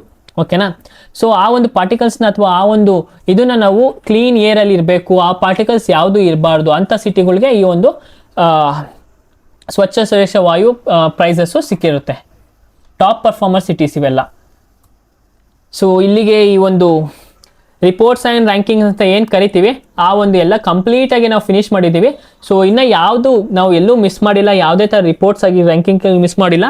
ಎಕ್ಸಾಮಲ್ಲಿ ಇದ್ರ ಮೇಲೇ ಜಾಸ್ತಿ ಕ್ವಶನ್ಸ್ ಬಂದಿದೆ. ನಾನು ಹೇಳಿದ್ನಲ್ಲ, ಬೇಸಿಕ್ ಆಗಿ ಗೊತ್ತಿರಬೇಕು, ನಮಗೆ ಬೇಸಿಕ್ ಆಗಿ ಗೊತ್ತಿರಬೇಕು, ಸೆಲೆಕ್ಟಿವ್ ಆಗಿ ಓದಬೇಕು. ನಾವು ಈ PDF ತುಂಬ ಓದ್ಕೊಂಡು ಕೂತ್ಕೊಳ್ತೀವಿ ಅಂದರೆ ಆಗಲ್ಲ. ನಾನೇ ಹೇಳ್ತಿದ್ದೇನಲ್ಲ, ನಾವೇ PDF ತಯಾರು ಮಾಡಿದವರೇ ಹೇಳ್ತೀವಿ. ಸೊ ಈ PDF ಜಾಸ್ತಿ ನೀವು ಡೀಪಾಗಿ ಓದಬೇಡಿ. ಎಕ್ಸಾಮ್ಗೆ ಎಷ್ಟು ಬೇಕು, ಎಕ್ಸಾಮ್ಗೆ ಏನು ಬೇಕು, ನಾನು ಫಸ್ಟು ಕ್ಲಾಸ್ ಮಾಡೋಕ್ಕಿಂತ ಮುಂಚೆ ಹೇಳ್ಕೊಟ್ನಲ್ಲ ಆ ಥರನೇ ಓದಿ ಸಾಕು, ಸರಿನಾ? ಡೀಪಾಗಿ ತಿಳ್ಕೊಂಡು ನಾವು ನಾಲೆಜ್ ಇಟ್ಕೊಂಡು ಏನೂ ಮಾಡೋಕ್ಕೆ ಎಕ್ಸಾಮಲ್ಲಿ ಆಗಲ್ಲ. ಜಸ್ಟ್ ನಾವು ತಿಳ್ಕೊಬೋದು ಅಷ್ಟೇ, ಬಟ್ ಎಕ್ಸಾಮ್ಗೆ ಯಾವುದೇ ಥರ ಯೂಸ್ ಇಲ್ಲ. ಇನ್ನು ಯಾರ್ಯಾರು ಲೆಕ್ಚರ್ಸ್ನ ನೋಡಿಲ್ಲ ದಯವಿಟ್ಟು ಹೋಗಿ ನೋಡಿ. ಸೊ ಚಾನಲ್ನ ಸಬ್ಸ್ಕ್ರೈಬ್ ಮಾಡಿ, ಲೈಕ್ ಮಾಡಿ, ಶೇರ್ ಮಾಡಿ, ಕಮೆಂಟ್ ಮಾಡಿ. ಸೊ ಹೊಸ್ದಾಗಿ NTPCಗೆ ಈ ಒಂದು ಕರೆಂಟ್ ಅಫೇರ್ಸ್ ಮುಗಿದ್ಮೇಲೆ ನಾವು ಹೊಸ್ದಾಗಿ ಏನೋ ಒಂದು ತೊಗೊಬರ್ತಿದ್ದೀವಿ ನಿಮ್ಗೆಲ್ಲರಿಗೂ ಇಷ್ಟ ಆಗೋ ಥರ. So keep studying. ಯಾವುದೇ ಥರ ಟೈಮ್ನ ವೇಸ್ಟ್ ಮಾಡ್ಕೋಬೇಡಿ. ಬೇಗ ಇನ್ನೇನು ಎಕ್ಸಾಮ್ಸ್ ಬಂದೇ ಬಿಡುತ್ತೆ. ಓಕೆನಾ. So thank you everyone, share ಮಾಡೋದು ಮರಿಬೇಡಿ. Thank you, meet you in the next class.